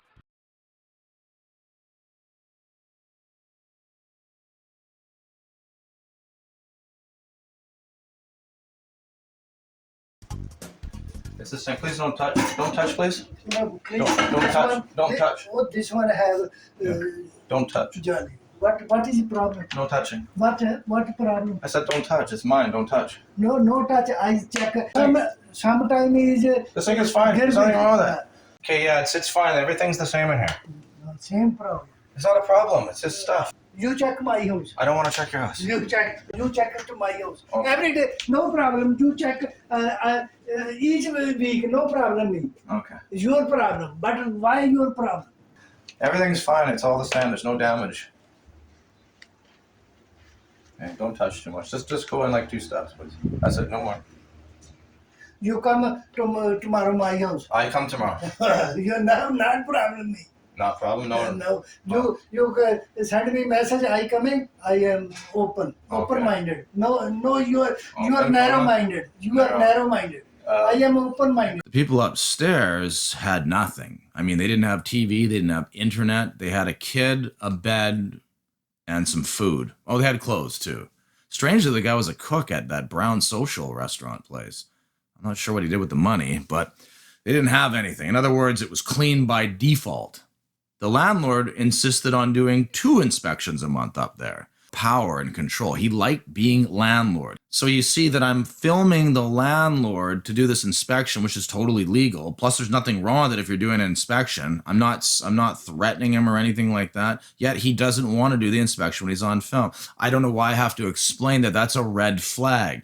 The moment people stop doing something that they say is legal because you have a camera on them, usually that means they're afraid of being caught doing something that's illegal, or at least wrong in some ways. You check to my house every day, no problem. You check each week, no problem. You come my house once a week, no problem. I don't care about your house. I'm not inspecting your house. In BC, we have a surge of landlords with no knowledge of even the RTA. A landlord isn't even obligated to prove they have even glanced at the RTA, and by laws of the province they are renting property in. Hell, we hire people out of the country to manage rental sites, training on site, which leads to chronic abuse of the tenants. The most important thing to determine today is whether or not the 1 month notice will be successful. The most important thing for me to determine Wait, are you saying that whether or not the tenancy continues. The most important thing is whether the tenancy continues. The most important thing to determine is whether or not this tenancy will continue. I just would like you to focus on your defense of the 1 month notice, because it is the most important thing to determine. I'm not trained legally, so to speak, and a lot of people trying to, defend themselves, even in RTB hearings, let alone civil lawsuits or criminal cases, are going to be in a bad spot. The RTB, I'd kind of come to the understanding that they seem to take the landlord's side, but I never realized how bad or how true that was until this case. Amend your application, your hearing, add something more to your plate, which could be monetary compensation or rent reduction. Go ahead, add to it, right? The arbitrator will decide on the amount at the end of the day. Money? I can get this guy fined, reduced rent, new rules in place, more laundry use. No, you can't. Don't even try. Off here, then delete it. Yeah, wait. It's what's not done yet. This is 17. Yeah, well then wait. No wait. Yeah, wait. No wait. Yeah, wait. Your time is done. Your time is done. It's just got to finish, okay? Just calm down and sit down for a minute. Don't get all excited for nothing. Next time, it's going to finish.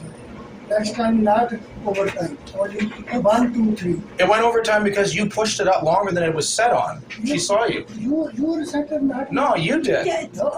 Did you say that he said it? No, Yes. no, you are there. Rick put it on 45 and you came and moved it to 1. Is that true? What? He said you put it on 45 and he changed it to 1 hour. Yeah. So that's his own fault. He interprets things the way he wants to. And it's just as simple as that. If he doesn't want us to do something, no. And that's it. Like, something needs to be done. I understand. That is what the hearing is for. Yeah, but that's, I know. So then I'm trying to give you information. I know you are. We know about the hearing and that. If I can, right? Like, as far as the hearing date, having it sooner, like, there's no emergency here where the trend of light is happening, where we can have an earlier date. That is the earliest date. If you're paying for rent, you have been paying rent this entire time. That includes your laundry whenever you were able to make it. Like you mentioned, the past 18 months. Okay, you are forced to do less laundry, but you're not paying any less rent, right? So, are you getting your full rent's worth? Doesn't sound like it, right? So, what is this worth to you? So, what you can do, because your application, since you're hearing it, not having till February, you have time to amend your application, your hearing, right? So, like to add something more to your plate, which could be monetary compensation or rent reduction, right? So, yes, it may take you a while for you to get a verdict from an arbitrator, but what is that worth to you? Go ahead, add to it, right? The arbitrator will decide on the amount at the end of the day, but there's nothing wrong with, like, this shouldn't cost you at the end of the day. The RTB is a really complicated case, it really takes time to dispute. It's impossible, even the foreman, it's impossible to find the affordable place. You're trash. I hope he evicts you. Now she starts posting to this guy, Casey, who called me the biggest man bitch. The guy's got like a fake profile with 58 friends. Look at this the guy's a human trash bag. I'm a human trash bag. Emily Shuri continues commenting, this time to the guy who said I should burn down my landlord's house and smash his teeth out with a sledgehammer. She says to him about me, this dude sounds off his rocker. My landlord watches my dad and grandma do laundry. So my grandma is getting told to leave by a landlord. You are not my inter-property. It doesn't matter. I invited her here. You can't stop me from having friends here. Hey, what is your problem? You are the problem, Jay. Your problem. Did you tell her not to be in laundry room? She is not enter my property. I live here, I pay rent, I'm allowed in this country to have guests. How do I have to explain this anymore to people? Emily Shuri previously posted this, saying, I'm here for anyone struggling, and my inbox is always open, whether you just want to vent or need some advice. I'll do my best to support you. You're trash. I hope he evicts you. Don't give up on that, and don't give up on yourself. You should have figured out a new living situation. Remember, you are so loved. No one has any sympathy for you any longer. Tenant, are you frequently late paying your rent? Absolutely not. I have bank. Yes, I have every single month, and so does he. Okay. Pausing for interpretation. I didn't get a last time. Both of you were talking over each other. The tenant says they have proof that they pay on time. ठीक है जी किराएदार को पूछ रहे हैं कि ਤੁਸੀਂ late ਦਿੰਦੇ ਹੋ ਕਿਰਾਇਆ ਉਹ ਕਹਿ ਰਹੇ ਨੇ ਬਿਲਕੁਲ ਨਹੀਂ ਉਹਨਾਂ ਨੂੰ ਕਿਹਾ ਜੀ ਤੁਹਾਡੇ ਕੋਲ ਸਬੂਤ ਹੈ ਰਸੀਦਾਂ ਹੈਗੀਆਂ ਨੇ ਉਹ ਕਹਿ ਰਹੇ ਨੇ ਹਾਂਜੀ ਸਾਡੇ ਕੋਲ ਸਬੂਤ ਹੈ ਕਿ ਅਸੀਂ ਟਾਈਮ ਤੇ ਦੇਣੀਆਂ ਕਿਰਾਇਆ मैं कहना चाहूँगा कि इन्होंने पिछले 2 महीने जनवरी का ते फरवरी का Why are you even talking about this? एक तरीक ਨੂੰ ਭੇਜੇ ਬਾਅਦ 1 तरीक ਤੋਂ ਬਾਅਦ The rent of January and February was e-transferred. I have attached the proof with my statement. The e-transfers are made after the 1st of each month.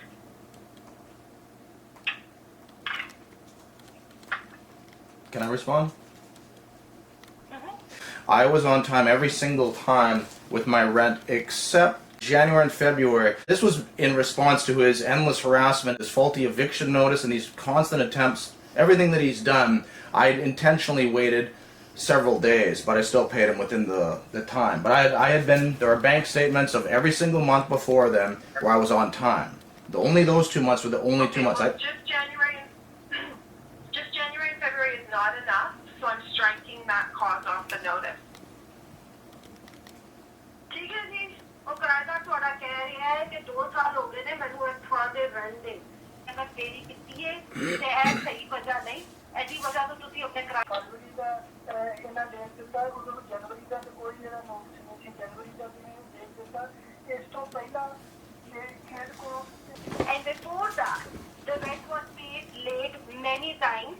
I did not attach No, it wasn't. documents because I was told that there is no need to attach old documents. I texted him on the 4th of July that the rent has not been paid yet, 4 July 2022. So the rent of that month was paid late. And previously his dad used to pay rent in cash and that was always paid late. Okay, the dad paying in cash. That's fine. I'm not going to consider repeated late rent. It's not relevant. The landlord has not established it. The landlord did not upload the right evidence.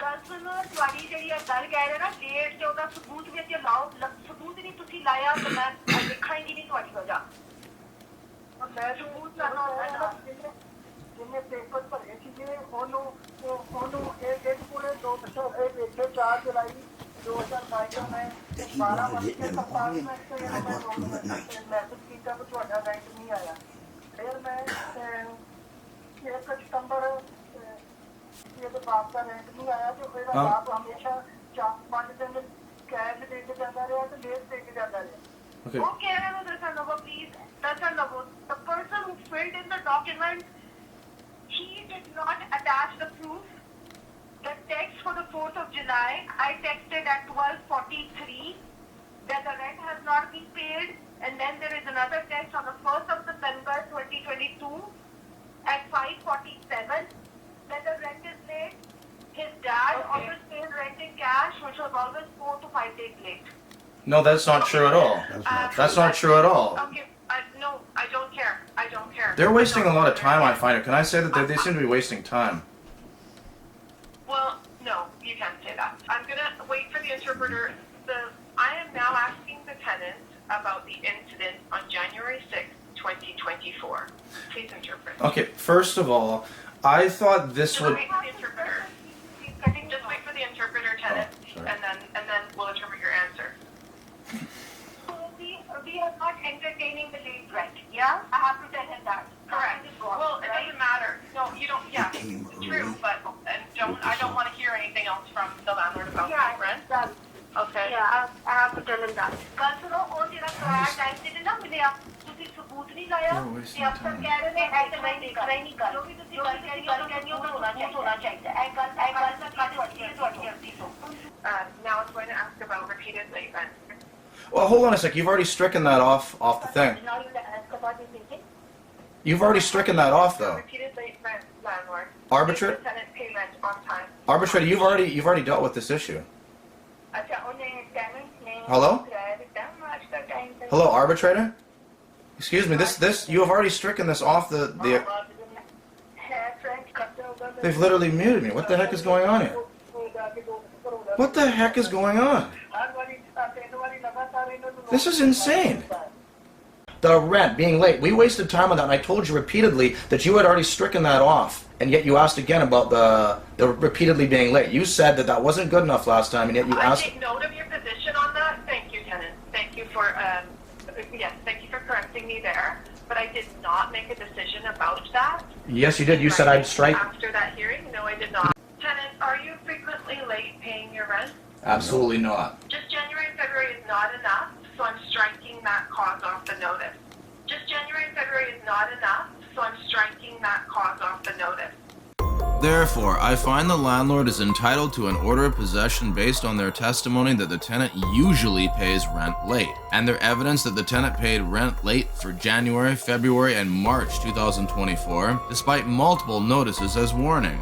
Late rent. The arbitrator already said numerous times this matter was closed in the first hearing. It was not up for debate any longer, she said. Also, the arbitrator stated that landlord supplied evidence that I was late paying rent for January, February, and March.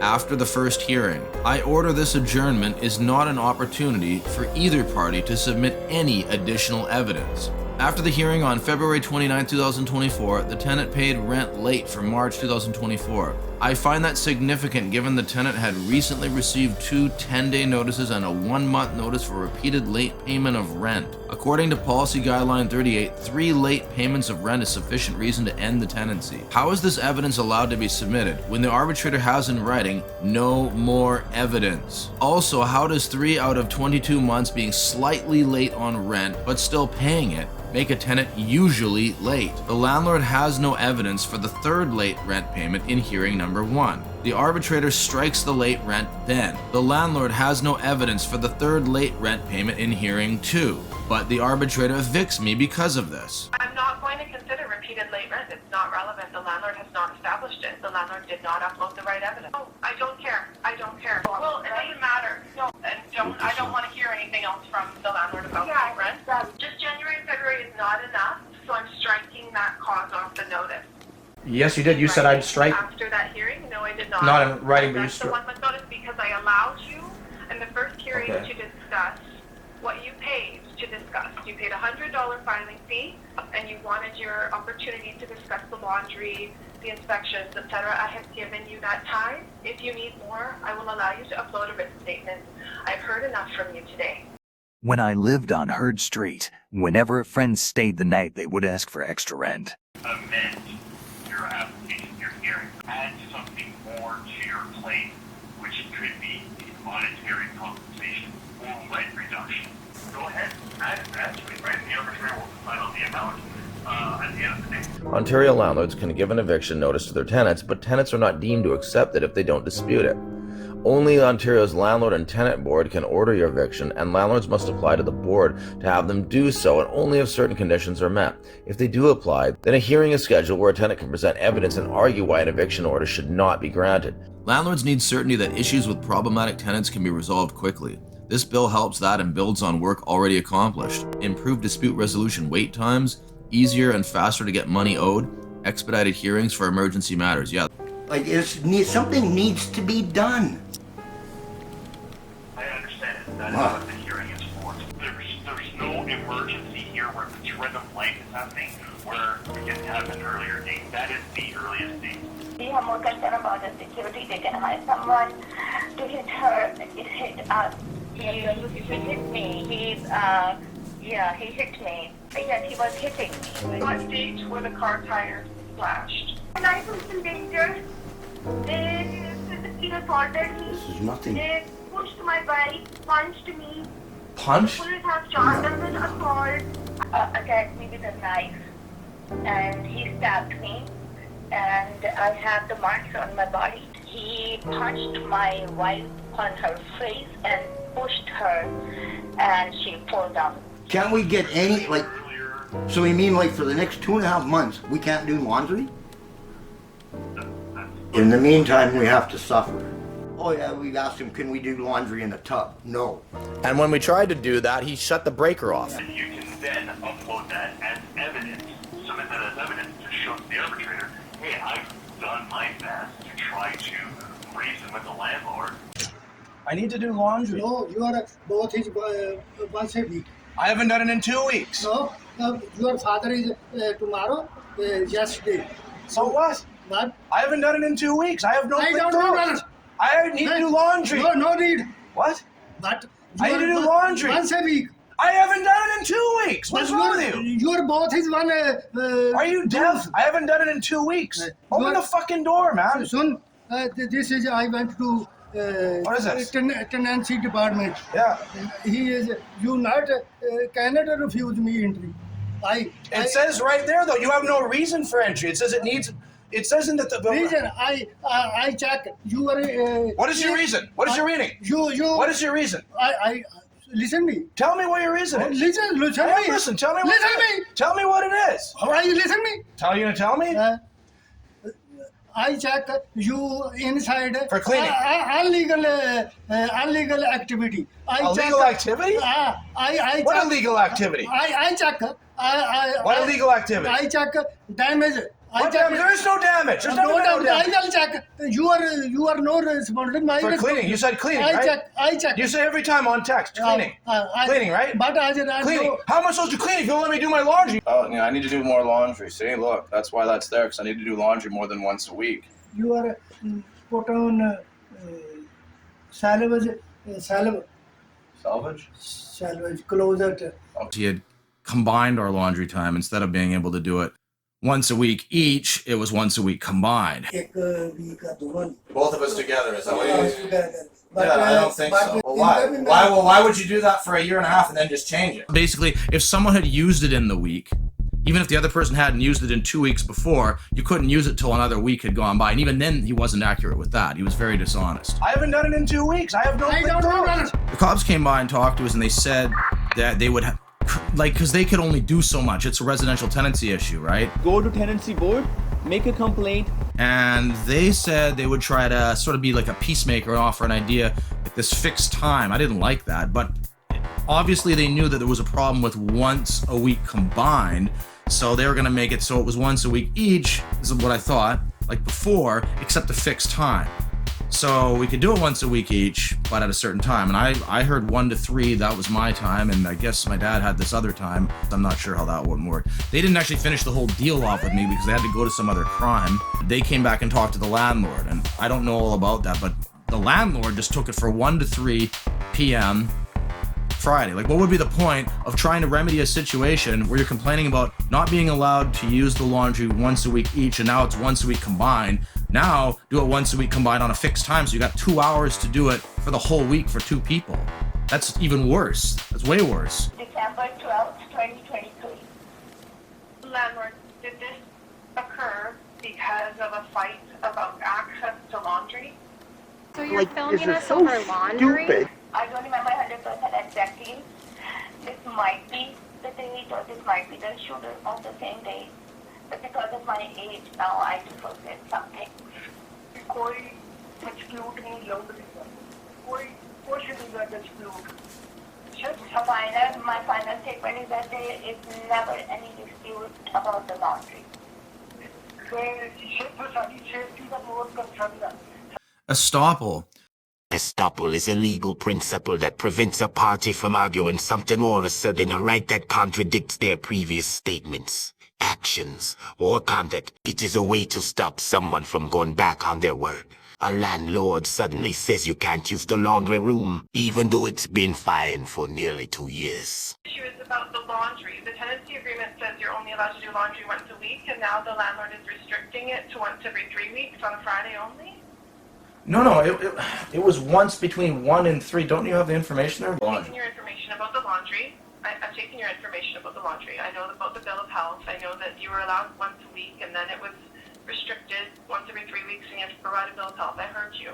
I never said once every 3 weeks. It was once a week each for me and my dad. Then it was once a week for both of us or one of us, which he changed. And then he made up this 1 to 3 thing based on the advice of a police officer. I will rely on the evidence in the file. I will rely on the evidence in the file. Our application says laundry has 1 laundry use per week in contract. He has restricted access up to 3 weeks now for Richard. So Yeah. why is your father not allowed to do laundry? No one's allowed to do laundry now because of a bill of health. 1 to 3 p.m. 1 to 3 p.m. on Friday. But then he wouldn't even let us do it at all without a doctor's note of a bill of health. Does this sound normal? A doctor's bill of health? He wanted to do these inspections, and I told him, wait, you need me to have a bill of health to do the laundry because you think I'm sick because of rats. When I asked him for the bill of health, he never even thought of it till I did. This is the second time this has happened. We already talked about the damage and me putting words in his mouth on the inspections. This is at least the second time now with me talking about the rats and wanting to get them cleaned up and him denying them even being here and then saying that I have the rats and I need a bill of health because of this to prove I'm healthy to do laundry. Yet he's not afraid to walk right in here, literally walked physically right through me on 2 occasions, which led to this assault charge that he filed. Brian Dick says, I think you might be the problem, pal. Don't think. Yeah. Brian Dick thinks this is okay. Not even allowing my grandma in the laundry room, saying I can't walk on the grass, saying I use hot water intentionally, but also saying I use cold water, saying despite having utilities included that I can't wash my car, denying there's rats, then saying there's rats in here, saying I need a bill of health to use the laundry room because I accused him of having rats running around upstairs and I need a bill of health. You can go inside. You're not here. You're not here. I don't need to be filmed. No. I'm gonna leave. Okay. I have a big day here. Yes. That I just. Where do you want to go? I would like you to do whatever you gotta do.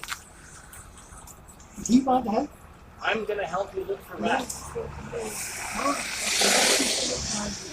Don't make all that. He want help. I don't help. He want help. You said there was rats in there. You don't want help? I don't want. Okay. Sorry, guys. Terminix Canada Inspection Report. Please see the attached inspection report from a recent service. Visit to your property at 7744 Wren Street, Mission. Okay, they have the stuff before the entrance where they enter their apartment on the side. Garbage. And that's a totally garbage stuff which people put on outside on their curbs. They bring that and put it there. And we have been asking them many times to remove it because mice might come and the mice did. And when we asked them that you have not removed it, now we have mice in our property. So they said, no, there is mice in your house. They did not bring it up before. Rather, when we brought it up, then they said. Landlord, have you done an inspection or hired pest control to see about mice in the house? Okay, they got someone from the health inspection and he asked us, do you have mice in your house? And we said, no, we don't have any. Now we have mice in our property. Now we have mice in our property. Do you have mice in your house? And we said, no, we don't have any.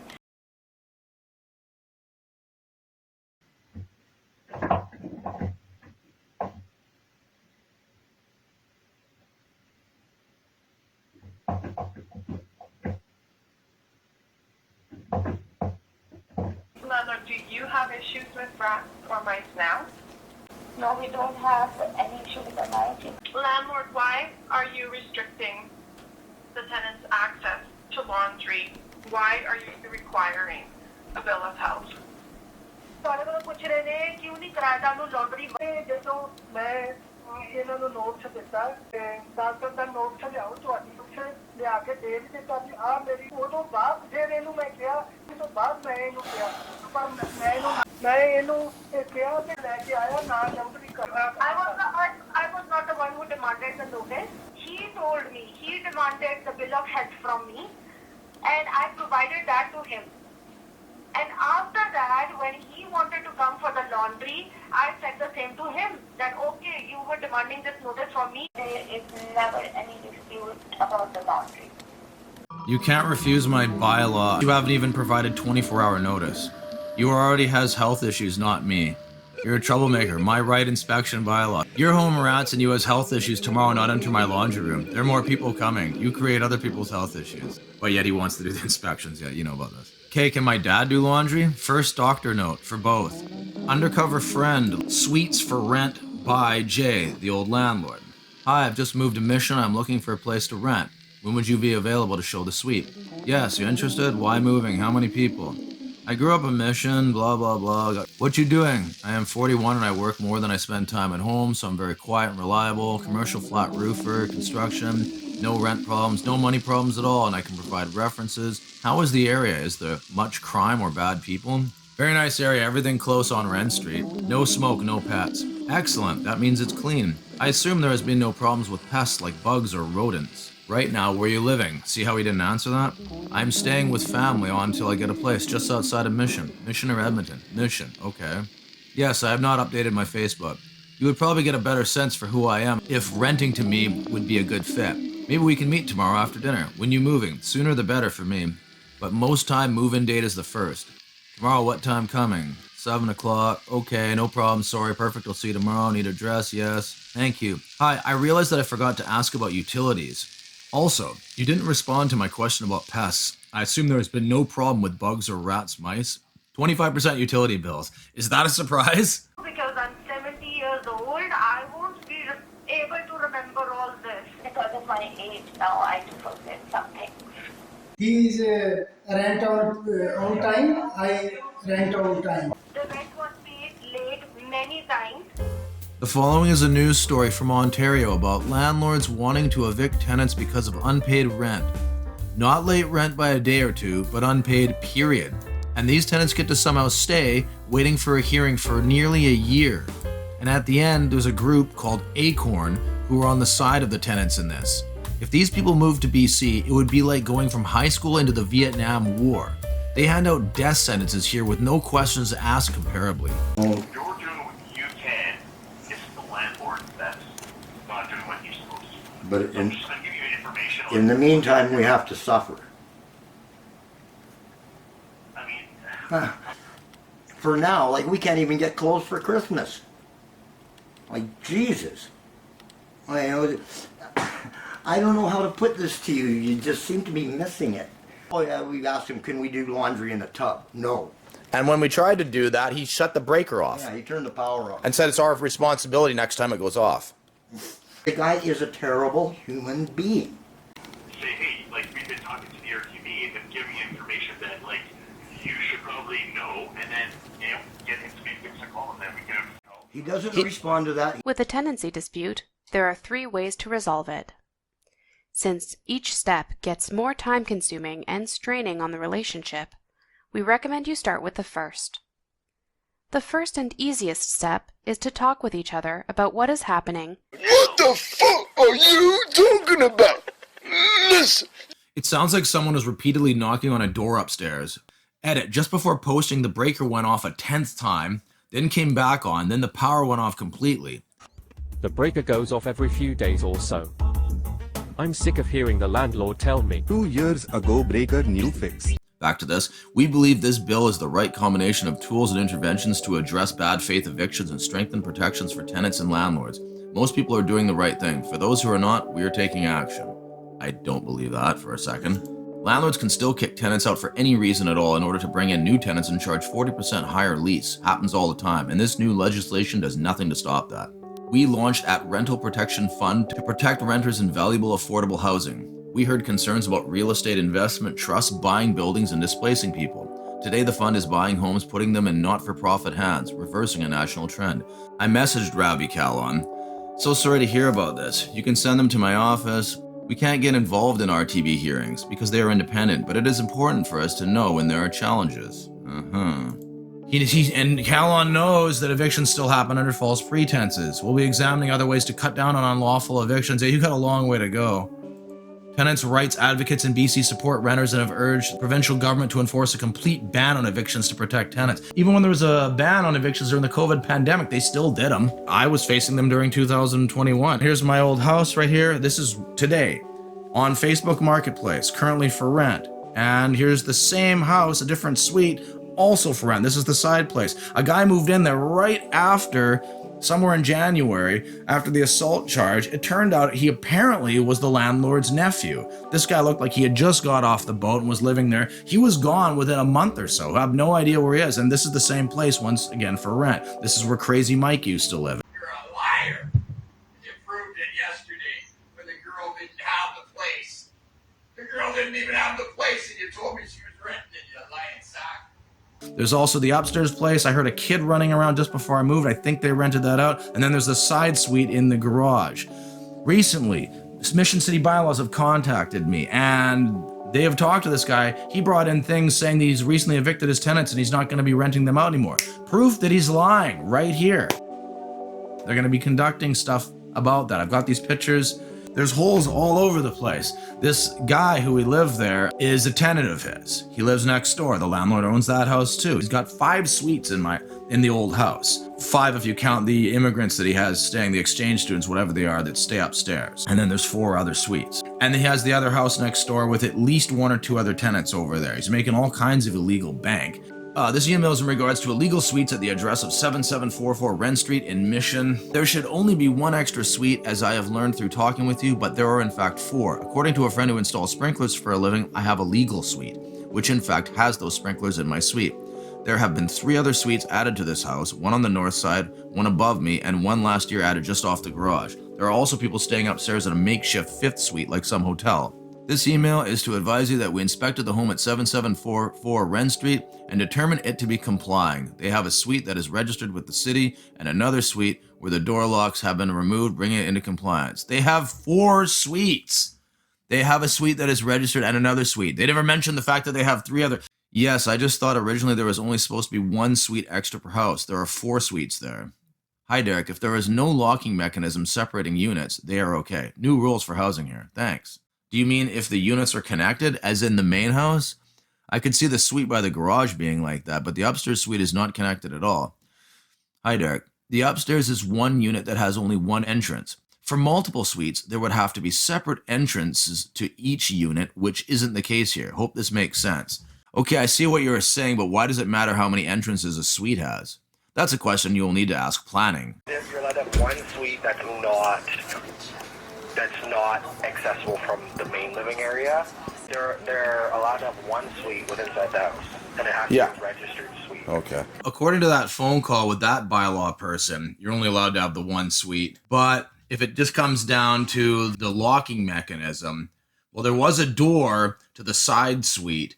Maybe it didn't have a locking mechanism. The exchange students, apparently that's legal too. But what about the 4th suite? That was just attached to the garage. All suites must contain a bedroom, bathroom, and a kitchen. This was just a bedroom. I feel it would be impossible to get insurance for something like this. Or could get insurance, but if there was a fire, homeowners would be SOL. They would have needed a permit for starters to add on the bedroom suite off the garage. Not easy to get, FYI. Totally illegal for various reasons. Whatever city official said that is on drugs. Would you take the locks off your house? Park your car and leave all the doors open? He's an idiot, never liked him. He wrote me a letter years ago claiming that I had car parts. There were none and no car in my yard that has no rear access. Told him that I could show him my backyard garden or he could continue his false claim of a chop shop and I would see him in court. He dismissed the accusations. Why don't you just mind your own business? What if I don't? then karma will knock you on your ass. There's about 20 people living between two houses on my street. You know what I do? I mind my own business. You cannot impose limits on tenants' use of electricity or water if the use is reasonable. You cannot tell tenants that they are not allowed guests, nor ask the guests to leave unless they are damaging the property or bothering others. One more thing, you do realize that landlords turn to social media and do Google searches. I've gone on Google searches and looked for my name. You can't find hardly anything. There's a Derek Gerbrand from TikTok that has 10 million followers. Does that sound like me? No, it doesn't. There are other people with my name and a whole bunch of the same. It's not me. Good luck finding accommodations with crap like this on the internet. Hey, Marilyn Manson has songs where he points guns at people like us. Happily live. I'm getting a headache from these lights. They're killing me. A lot of people have these assumptions that it's their fault and they're these bad people, but people just move you around like they're trading tenants off like Digimon cards. I mean, it makes sense. Traditionally, we think of evictions being caused by not paying your rent or not being a good tenant. And what the survey says, tenant behavior has very little to do with evictions in BC. It's more about the real estate market. And we're in a housing crisis. And guess what's happened in the last few years? There are more homeless people. It's not all to do with drug addiction, although most of the homeless people do seem to be in that boat. Still, I mean, do you think it's a coincidence that there's just so many people becoming homeless all of a sudden? The most common reason reported for no-fault eviction nationally was sale of the property at 1/3 of all evictions, followed by landlords wanting the property for their own use. This is nationally. Here, it's own use. You hear about that all the time. And even the selling of the property. They're selling the property, right? But then, of course, you see the place on Craigslist. Other notable findings, tenants in social housing were less likely to be evicted. It's hard to get in there. Renters over age 75 were less likely to be evicted. Vancouver resident Nancy Fulker has been renting a 3-bedroom house for her family since the spring of 2018. Last April, her landlord informed her they were selling the house. For sale sign was planted outside. Later, Fulker said the landlord called to say she and her husband won't want to move into the house. So they've already got the eviction there, and now they're changing the story. When the landlord changed her story, Fulker said she decided to apply to the dispute resolution office. They're so friendly.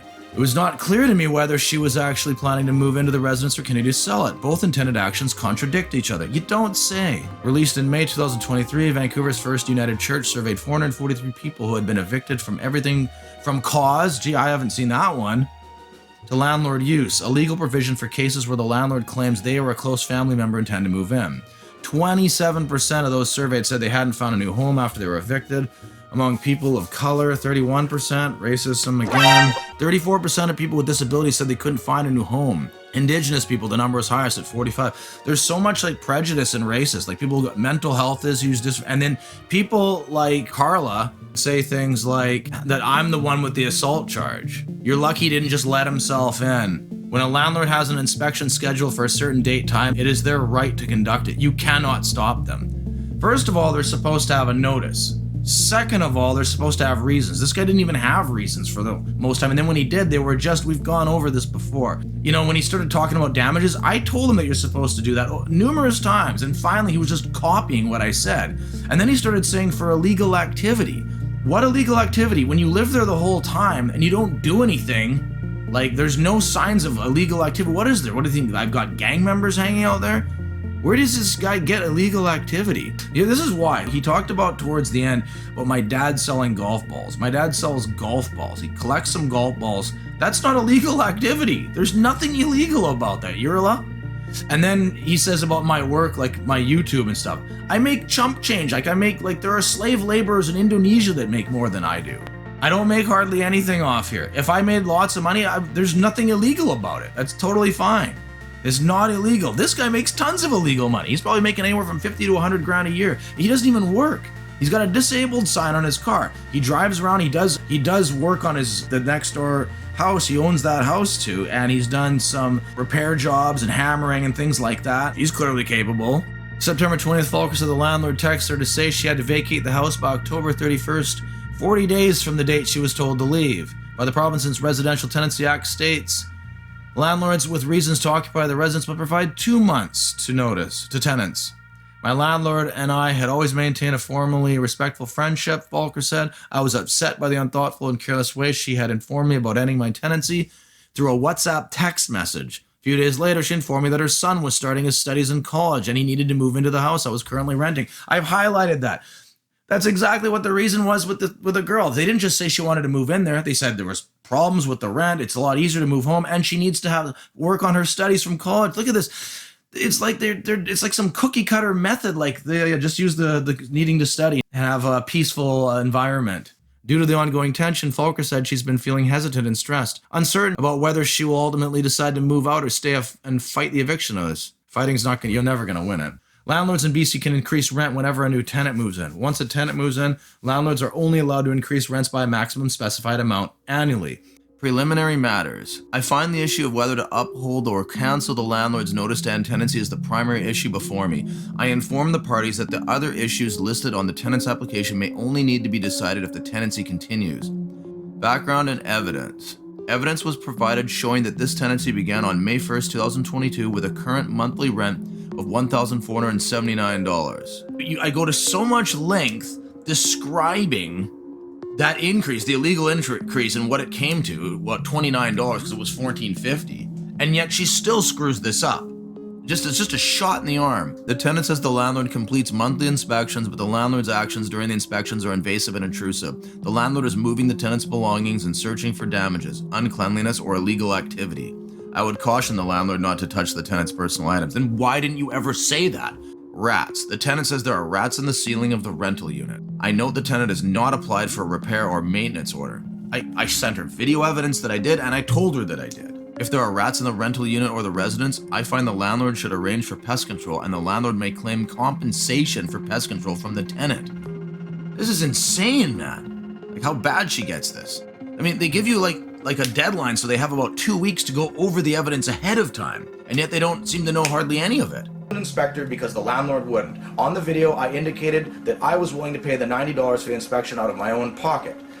The inspector says they have to start with the main portion of the house first. That's the rules. That's why they were there. They have to get clearance from the landlord. Once then, they will inspect all the other houses, which I was, or tenancies. Tenant, do you have any evidence that there are rats inside your rental unit? I never said there were rats in my rental unit. After the first hearing, the arbitrator said, I note the tenant has not applied for a repair or maintenance order. There was video evidence of me with an inspector telling landlord that I was paying for inspection.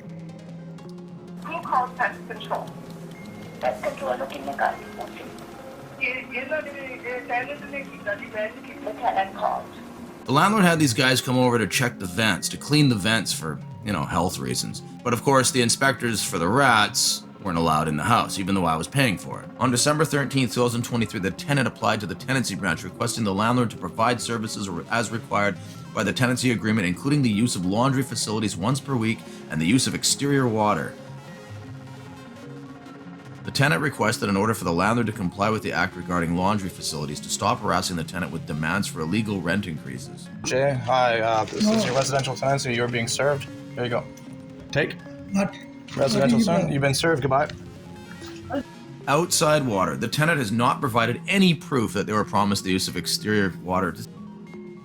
In the first hearing, there was a Punjabi person who required the use of a translator. I felt that the speed of this hearing was not only interrupted, as can be understood, but a large part of my statement never even got to be read. I think I just gotta say that I didn't realize the importance of the Notice 10 and tenancy. Like, of course, I understood that, but just to clarify, I think I thought in amending the two together, right?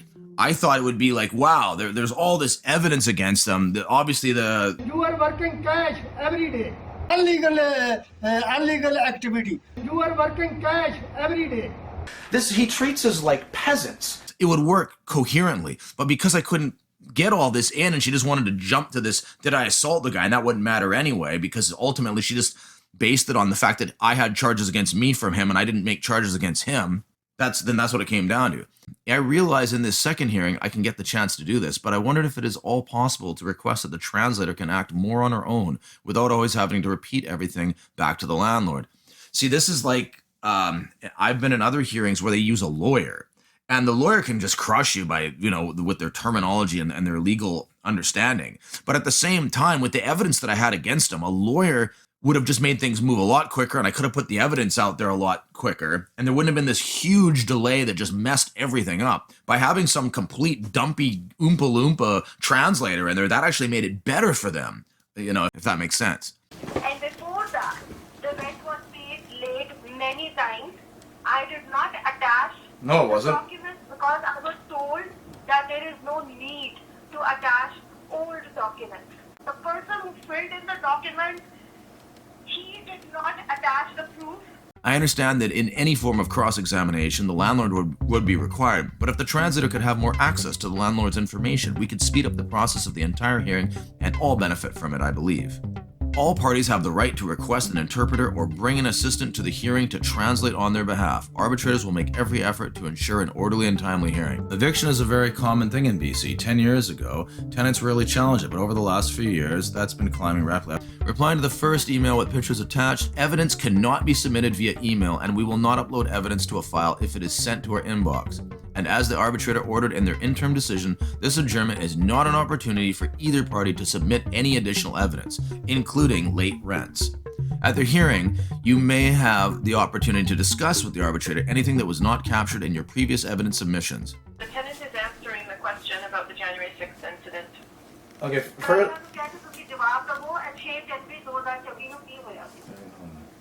first of all, I thought this would be more in a chronological order. This came after a series of events that led to this from the previous dispute resolution initially served by me on December 13th.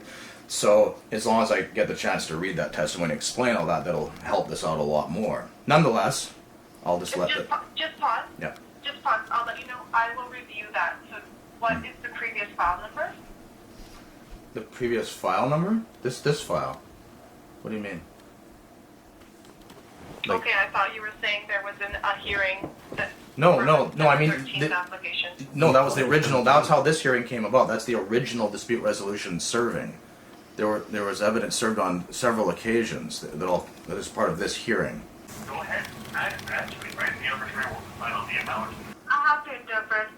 And ma'am, I did not understand the part he's saying about the previous resolution, so I don't know what to say to the landlord. I didn't get that part at all. So I'm just interpreting what you stated. ठीक है जी, वो अक्सर कह रहे हैं मैं मार गया मेरी वाइफ को मैंने बात की मुक्का मारा धक्का दिता ते फिर मेरे ਨੂੰ ਅਸਾਲਟ ਕੀਤਾ ਪੁਲਿਸ ਨੇ ਤੇ ਐਫਆਈਆਰ ਦਰਜ ਕੀਤੀ ਹੈ ਅਸਾਲਟ ਦਾ ਐਫਆਈਆਰ ਦਰਜ ਹੋਈ ਹੈ You're letting them direct the way that it's going. To start with, this all started because we lost privileges and stuff like that. You gotta make sure you understand. Can I speak? My life is in danger. They assaulted me. This is nothing. They pushed my bike, punched me. Punched? Police have charged them with assault. I have attached the video as proof. He sent a new letter just today saying about using water is illegal and all these things that are illegal, and there's no way he can enforce that law in this country. What he does have the freedom to do in this country is make an eviction notice. And if that comes in between now and February 29th when this residential hearing is, that means I gotta waste my time and money again, file another $100, get a whole bunch more evidence and stuff, and try to deal with that, or he's free to just get an order of a possession and possibly evict us if he sees fit, so he doesn't have to face his own problems. You know, just basically it's another legal obstacle. So that's why I'm requesting that you come here.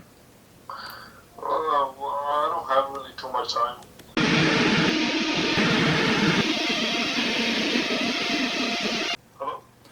Hello, is this Jay son by chance? Yes, it is. My name is Derek. I'm one of his tenants. Uh-huh. Have you talked to him recently? No, what happened? May I ask when the last time you talked to him was? Why? I think talked to him earlier today. Earlier today? Yeah. Because I just asked if you had talked to him recently and you said you hadn't. What's the problem? Has he not discussed this with you? Nothing but you. Remember, this is what he's complaining about, but yet, look at the rest of his lawn. Holy Jesus. That's the compost. I'm pretty sure rats have been seen already. My dad said he saw one on the fence. They had been living for 1 year. After that, I gave them 90 days notice to increase the rent. Landlord, did you use the proper form number 7? Yes.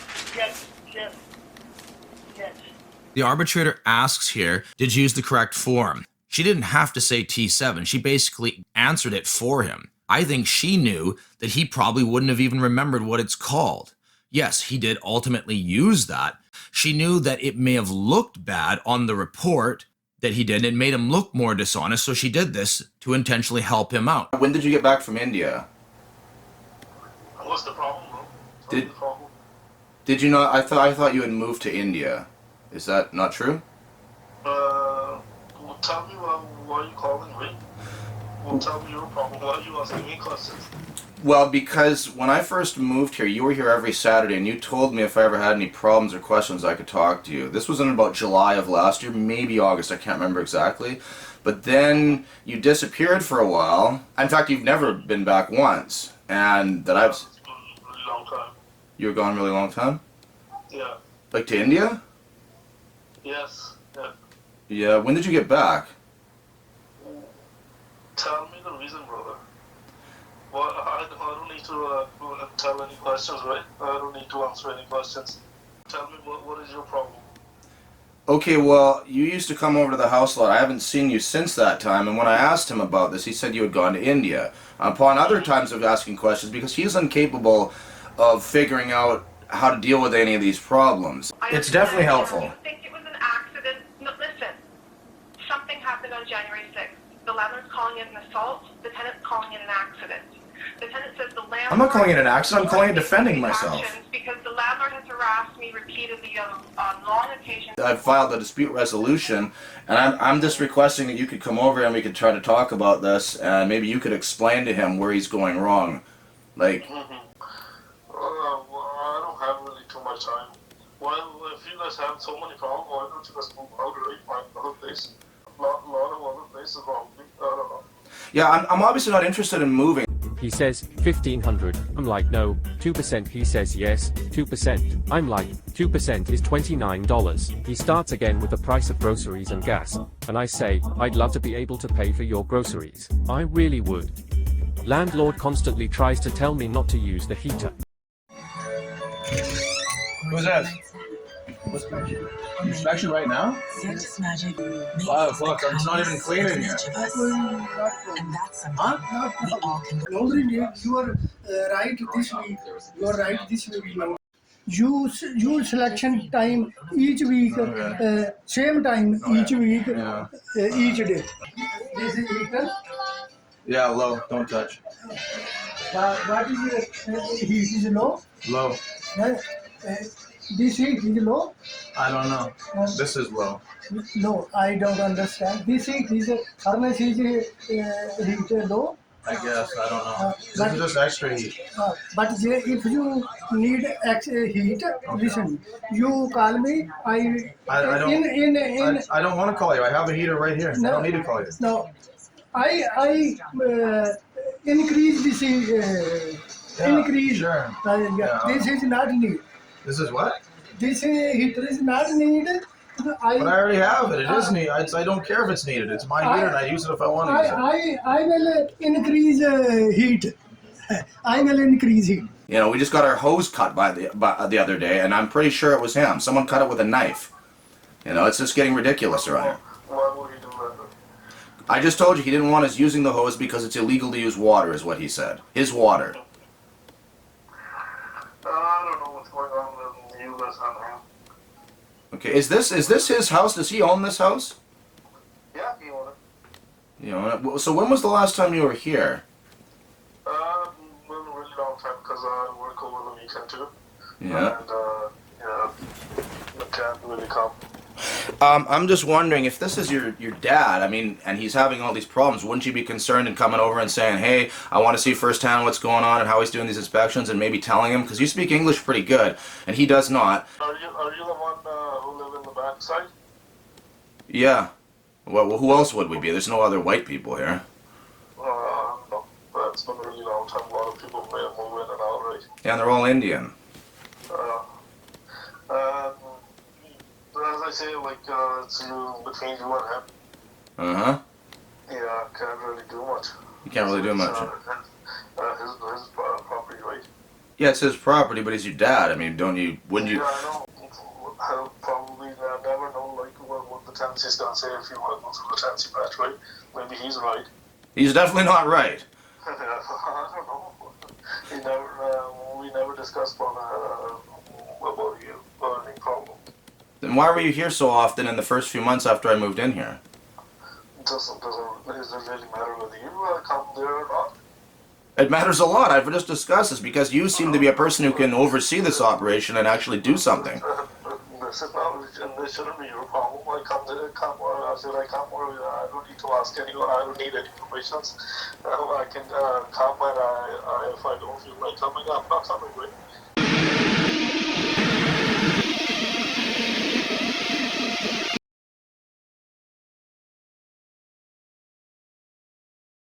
Someone came in our property and he burst my car tires, and I did see him, but he ran away. I asked him that you have burnt our car tires, so why are you standing on our property now? This is our privacy, this is our private property, and he attacked me with a knife. May I think it's What date were the car tires splashed? बेटी दे tyre कदों न पाड़े सी वो हुई थी मेरा ख्याल है What exactly does this have to do with me? 4 तरीक This is a friend of the tenant? A tenant friend? and a friend होगा ये इन्होंने बताया मेनू के बारे में yeah he knows father the tenant's father was instructing those guys to charge double from myself because they were the ones who brought him and they were the ones who were instructing him. What? I didn't even know this guy. Why does the landlord, why do you think that the tenant knows this person?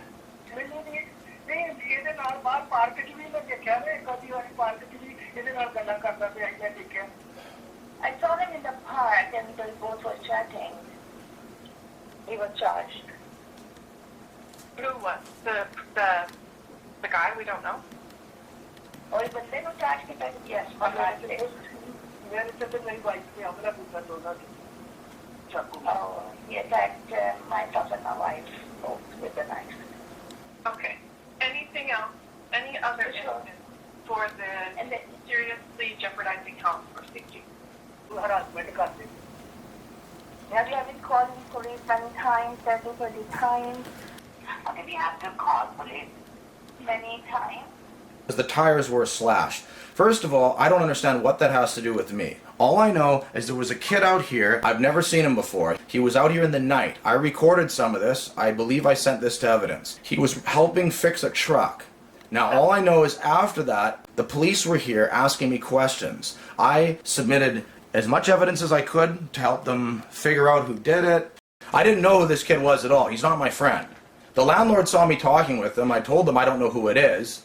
Later on, that very day, I was talking to the landlord's neighbor across the road. The significance of this is the landlord's neighbor has security footage. But I told the landlord I could... Let's pause for interpretation. He's including something about some kid that has nothing to do with me and took up a large amount of time. I offered to help. This is where I was talking about the guy across the road, the friend with the security camera. I was talking to him and the landlord came out. This is on around February, maybe 5th or 6th. The landlord did in fact tell me, because I said I was talking to those kids and I offered to help, he said that don't worry about the no contact order, you can call me anytime. Remember, this is all in between the January 6th incident and today. He has said on multiple occasions today and the last hearing that he's scared. He's very scared because I'm punching him, they're attacking us, they're hitting us, which is not true. He has said at this time in February that I could call him whenever I want to help him because he thought I might be able to help him with finding this kid.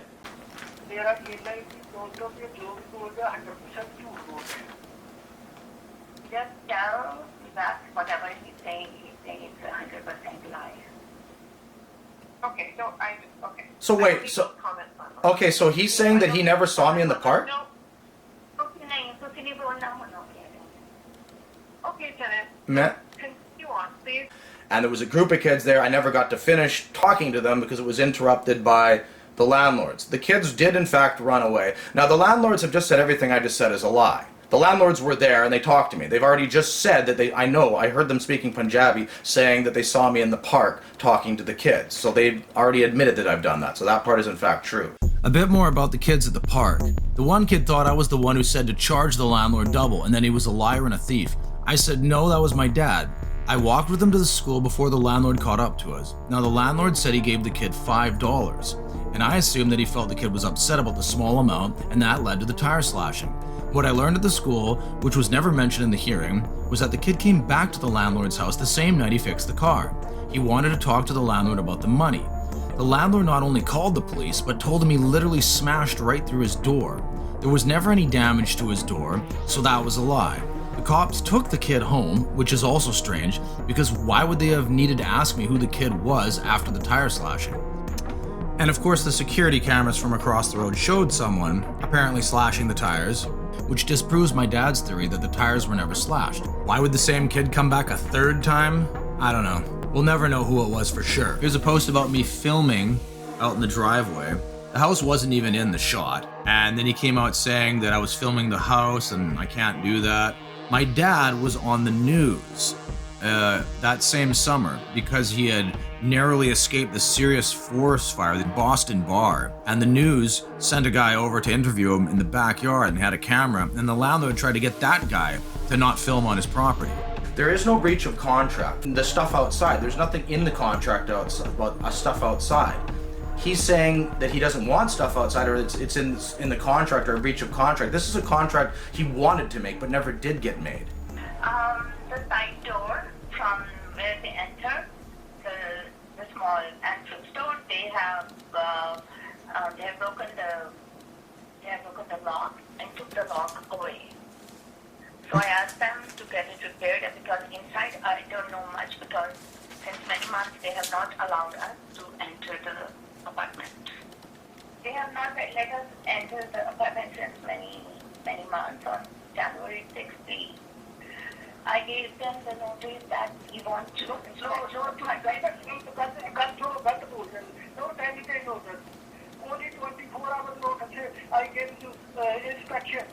And that was January 6th, so they did not let us enter, rather they started hitting us. The next thing I have was about the breach and letting them enter in the inspections. The last 2 months they have not been in here. This is no fault of theirs or ours. It is not our choice. It was because of a no contact order that I was given. They're not supposed to come down here. The police told them that and they know that. That's another lie. They know that. Next. Okay, the lock damage. Now, I have supplied you a photo of the damaged lock and the very conversation. Are you aware of these text messages, arbitrator? Just continue, Tenant. This is my continuation. I'm trying to say that these text messages are part of the evidence. Okay, go ahead. Okay, thank you. I will rely on the evidence in the file. Okay, go ahead. Okay. Are you... And please explain what you would like me to... What in particular in the text messages would you like me to take note of? I'd like you to take note of the part that I said I don't know. I asked my dad, he doesn't know anything about it. That lock had been having problems from early days when we moved here, long ago. In other words, there was a string that operates it. You pull a string, it opens the lock. Many times it would get stuck in the lock and it would get jammed up. The lock was in bad shape long ago. It's called wear and tear. There was no taking of the lock. If anything, it fell off from whoever pulled it or broke it. It broke. Someone just gave it the last pull and it broke at one time. I don't know who it was. It wasn't me. It doesn't matter who it was. It was going to break anyway. It is not my responsibility. It's not anyone's but the landlord's. Okay, let's pause for interpretation. Thank you, tenant. I accept your testimony that the lock broke due to wear and tear. The suite upstairs, they it sounded like they had some kind of washer they would use once in a while, even though they use the laundry machine. I don't know. There was something up there. I couldn't figure out what it was. Like, I mean, I don't know what I gotta do. I Olympic style weightlift. I'm 44 years old. You know, I play chess and Tetris, like not Tetris X. I haven't set up my Super Nintendo. I've learned Punjabi, how to read, speak, and write it on my own. I play guitar. I make songs up. I edit these videos. Even if they seem stupid, I still handle all the editing. I do a lot of technical stuff that most people don't have the skills for, and I do. I'm not trying to say I'm some hero or nothing. It's like I'm not the most disrespectful citizen. I don't do drugs. I drink some beers once in a while on the weekend. Yeah, I get drunk every now and again, but I don't sit there. I'm not some alcoholic. You know, I don't believe in drinking and driving and things like that. I even look both ways before I cross the street. I like when people can use a turn signal to turn. It's good. A lot of people don't use turn signals. I'm very adamant about all this stuff. I wash my hands before I eat. I don't like being dirty, although my surroundings could use some work. I'm very honest about stuff. You don't have nothing to worry about with me. You're going to be safe with me. If I made food for you, it's going to be good. East Vancouver renter Dylan Kadar is facing a similar problem. Kadar said his problems began at the end of June when his landlord said he must pay $50 on top of the rent for using air conditioning. Just like my landlord, for using the heater, for turning fans on. He was worried about the laundry, so he started reducing time. He was trying to nickel and dime every little thing he could. That's what some of these people are. When he refused to pay the additional $50, he said the landlord told him he had to move out. When you go back to the maximum rent, we all know about increasing the maximum rent. You kick someone out and make a new rent, make a new price. She gave me 2 illegal eviction notices in the following days, Kadar said. Then she gave me a 2-month eviction notice for the landlord's use of the property. I applied for dispute resolution, probably didn't win that. National Rental Report released in September indicates the average monthly rent for one-bedroom apartment in Vancouver surpassed $3,000. The report says some landlords are choosing to evict their current tenants and rent the properties at higher amounts. This is all money. It's like treating people like just objects so you can sell, like just commodity. And that's what I was going to say. It feels... You may have filed a previous application, or your this whole... Yeah, no. might have been... No, this is about... The landlord's access? Yeah, no, this is about the access is about harassment. This originally was an attempt at a enforcement and compliance thing, and that didn't work, so I had to do a dispute resolution to do this, right? And then I made the complaints on December 13th, and I had till this time of the hearing to file more evidence, in which I did.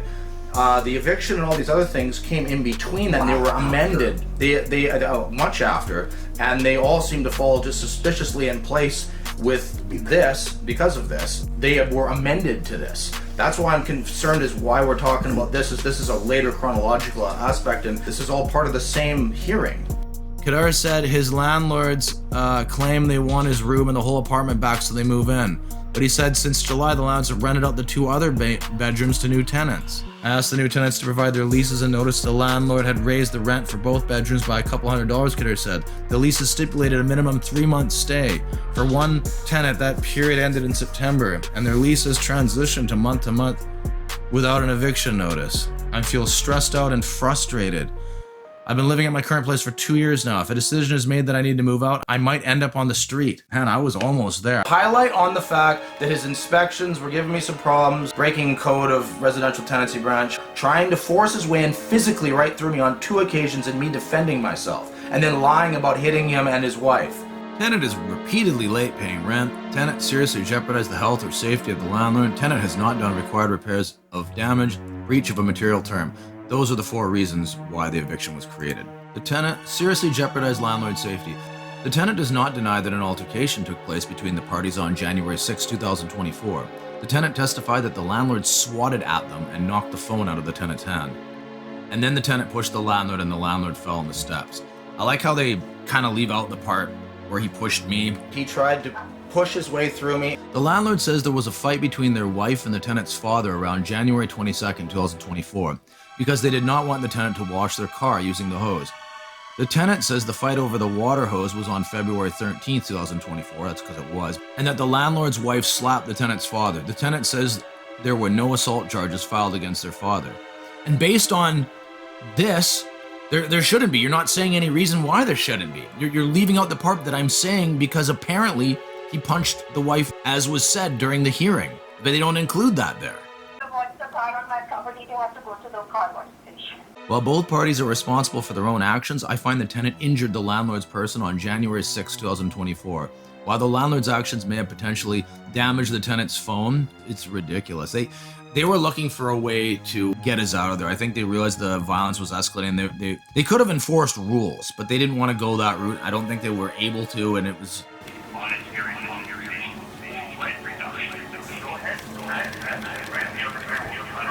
I find the tenant's actions more harmful and dangerous. I note the tenant was charged with assault and the landlord was not. Well, that proves that I must have been guilty, right? I do not accept the tenant's argument that the landlord is to blame for the tenant's actions because the landlord provoked the tenant by the way they conducted the tenancy. Yeah, of course, like if he pushes me during the tenant, whatever. Even if the tenant felt provoked, they're not entitled to resort to violence. Like the wife slapping my dad. The landlord attacked a kid while his wife beat the kid with a stick. We have more concern about the security. They can hire someone to hit her, it hit us. I do not accept the tenant's argument that it was self-defense because I find on a balance of probabilities that the tenant used more force than necessary to prevent the landlord from entering the rental unit. Furthermore, the landlord has the right to enter the rental unit for monthly inspections when they get proper notice to do so. See what I mean? It doesn't matter what reasons you give them. They're always going to win that. They're always going to favor that the landlord is allowed to go there, even though they have rules that defend the tenant in those situations. Balance of probabilities, I find the parties have had numerous altercations and the situation appears to be escalating in terms of violence. That's interesting, escalating in terms of violence. And they said violence is a reason for expediting hearings, yet they couldn't do that with us before. Okay, he's asking these questions about the interpreter. May I ask a question about my original case that I filed $100 for and went to... No. Why is he allowed to keep asking questions? Then I have the information in the files to make a decision in this matter. What about what I originally filed for? Please call the tenancy branch and ask an information officer what you can do about that. I was told I'd have a chance to... That's enough. Court will now render a decision. Enough information to make a decision. Is still there, interpreter? Yes, I am there. Okay, what does the landlord say to you? Many notices. It was actually closer to $166 when you count staples and Canada Post, and another $50 for the review request. I think the recording of that hearing needs to be reviewed. There are a large number of inconsistencies with both the landlord's and arbitrator's statements. These are pictures of the evidence I submitted to RTB for a review of the hearing because they said you can do it. It didn't really work. I just talked about how they made all these errors.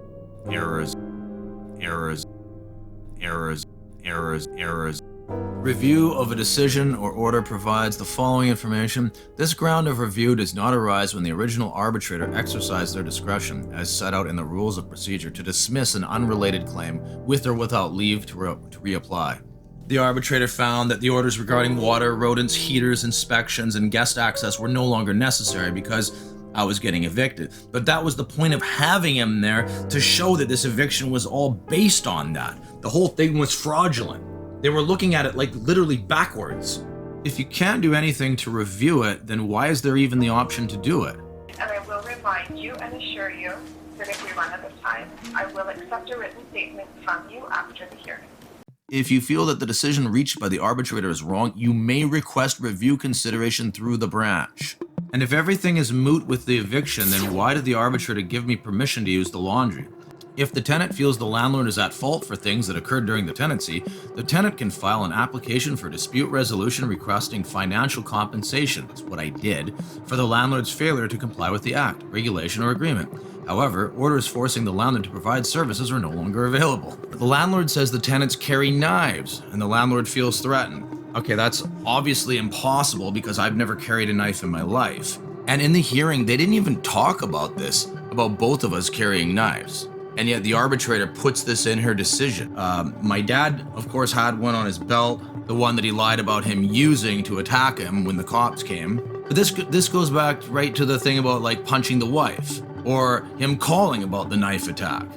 And the fact that all that stuff with the kid and being stabbed, all that stuff never got mentioned by the arbitrator at the end here. Or the fact that he said, I hit him 2 times. Even though she said that she thinks the landlord might be lying about the stabbing, it's almost like she's not admitting that she thinks the landlord may have been lying about a number of things. When you lie about a lot of things, it leads you to believe that you may be lying about everything. It was either the fact that the cops were there, so she used that as an excuse to get us out, or she actually believed that the fact that he called the cops, like, it all comes down to who calls the cops first in a situation like that. That's all it came down to. And the landlord never even wanted to go through with these charges. He tried to stop them, but upon the advice of Crown, they wanted to pursue not only going through with them, but jail time. The witness, who probably has a criminal record, I may as well say, because let's be honest, I mean, the lawyer had to get rid of me because the witness was a former client of his in a charge of some sort and had video that was obviously missing a key part in between the first and second parts that he submitted to evidence. I mean, it's strange. That's the only part that I did touch the landlord. Obviously, that's the second part where he pushes his way through us into the house, pushes both of us out of the way to get in, and I pushed him back. He must have been there or close to it to see it, or maybe even record it and delete that part. Because the police or Crown can't be so stupid as to see his video evidence and still believe him that some pushing took place. They only could have believed him that he saw something, you would think, but just didn't happen to record it, which is still kind of fishy. No problem, Darren. Oh, yeah. Okay, inspection first. There you go. Inspection first. Wait.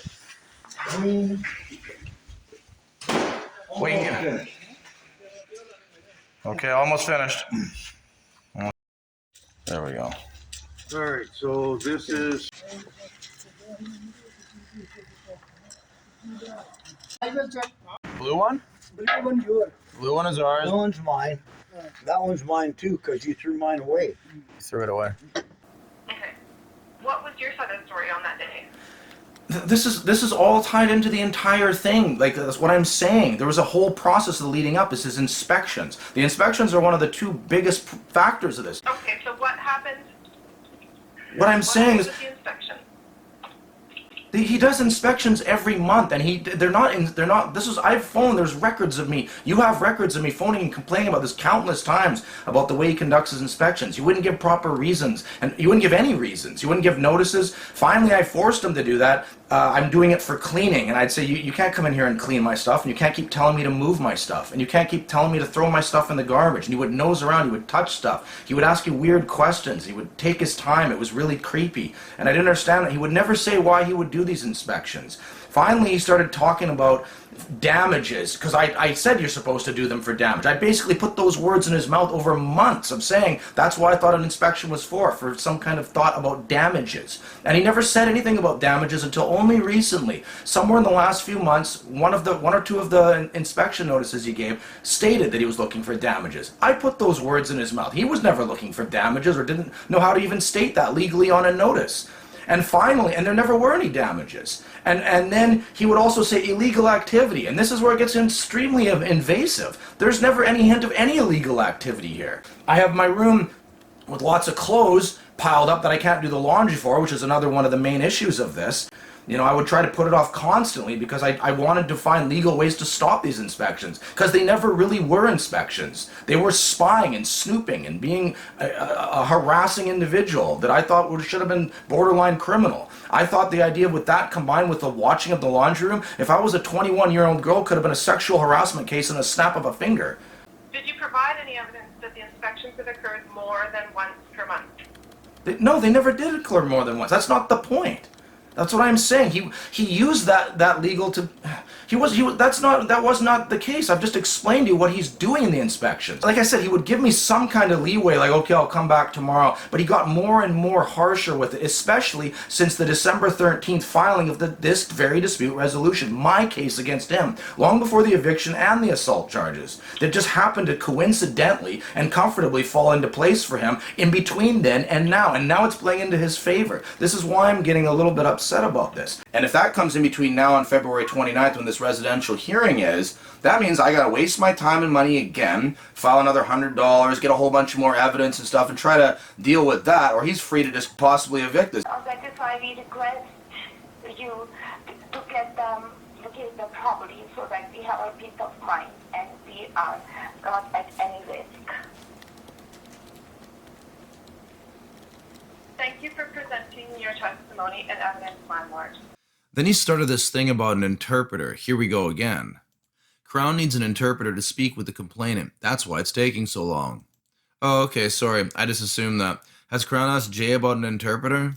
Has Crown been able to give you any estimate on when they can find an interpreter? No, but I have told him that we want to have this matter resolved before end of the year. Right now, it's just the complainant that's holding us back. I believe the deal is secure, but Crown just needs to cover their asses.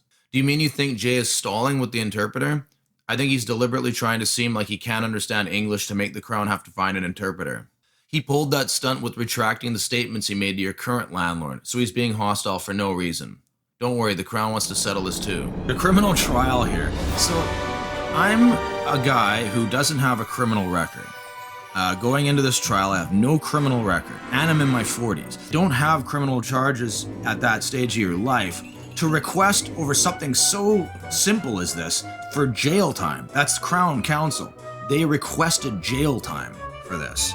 Now, the lawyer that I had to pass me off because a former client of his from some criminal investigation was the witness for Jay. And that's what I was told was what really made this trial. It wasn't even about Jay and him wanting to make charges. I mean, that is, I guess, enough. But that is what made it stick, I guess, is the other guy. And he had said that he saw me assaulting the landlord. Both the pushing incidents aren't even on video. At the very beginning of this movie, Jay seemed very nice when I was leaving. He said that my new landlord was his friend. I played stupid, like, oh, you talked to him? That was, you know, just to go along to see what he would say. I knew my landlord phoned him to do a background check. He seemed to like us, but, you know, people want to be sure. They did a background check, and I was crossing my fingers thinking, like, it's over, we gotta find another house. And then all of a sudden he said he gave us a good reference, and I was just like, what?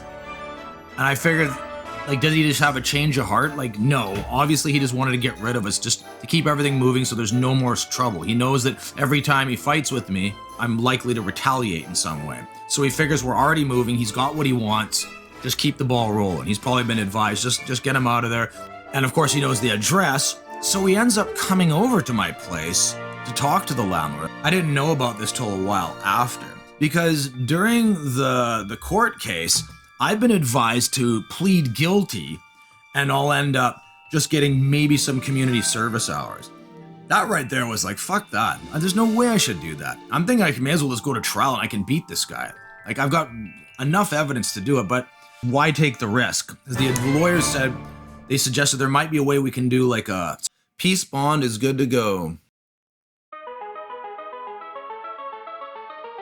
It was weird because they never brought that up right away. It took a while before that even came up.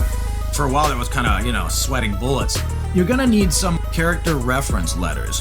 One was from my friend who is an Indian guy, and the other one is from my current landlord, who also is Indian. The lawyer for Jay, the prosecutor, gets a hold of this and of course presents this evidence to him. Immediately, my landlord, my current landlord, gets a phone call because the landlord not only says I'm a good tenant, he said that he was told I was a good tenant by Jay, the very guy who has said that I'm such a bad guy. Jay is saying on the phone, as said by my landlord, that he never even said that. And my landlord's telling me this, kind of laughing, saying this guy's a liar. No kidding, eh? Okay, now this one particularly, not just Jay denying that he had said I was a good person, but particularly regarding these charges, he didn't even want to pursue them. That evidence was given to me by my lawyers, and obviously they obtained that from Crown or from the prosecutor. If Jay is denying even saying that he didn't want to pursue the charges, that I'm this bad guy and he does want to pursue the charges, essentially he's calling his own lawyers liars. I mean, that makes him look really bad. Either way, that just went through a 1 year period of not going near him, just, you know, stay away from him. That's actually coming up here. It's October 14th when I'm recording this.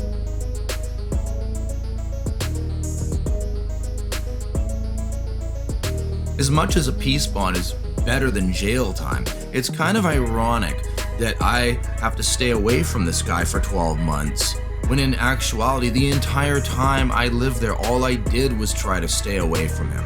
Every interaction was him coming over trying to do inspections, taking the hose away, snooping around outside, trying to give fake leases and rent increases.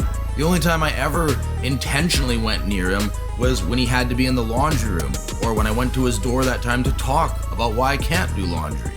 Putting the burden to dispute eviction notices on tenants, many our most vulnerable members of society, is unjust and has created untold misery for hundreds of thousands of people. Making this straightforward change would go a long way in making BC a fairer place to live. As of late 2025, BC remains the province with the highest eviction rate in Canada.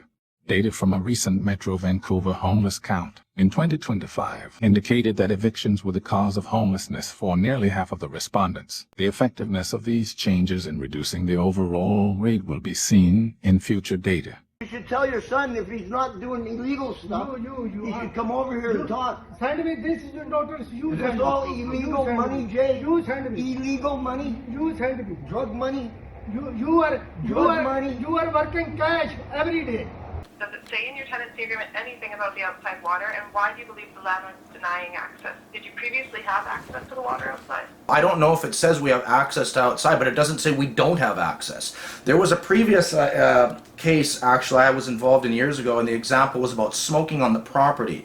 And basically it came down to, it doesn't say we can't smoke on the lease. So the same thing would apply to this. Second of all, last I heard, and I've talked with plumbers about this, and you can check on this, the only place I believe this is illegal is a special bylaw that was passed recently in the city of Vancouver. We're not in the city of Vancouver. The water outside is the same water we use inside. I have text messages which I've sent you constantly where he talks about using too much water inside. He is very concerned. This is the whole thing about the laundry. This is why the whole case and all the past evidence that I still haven't even been able to bring up. Things about the fans and the cost of things that cost pennies or even nothing.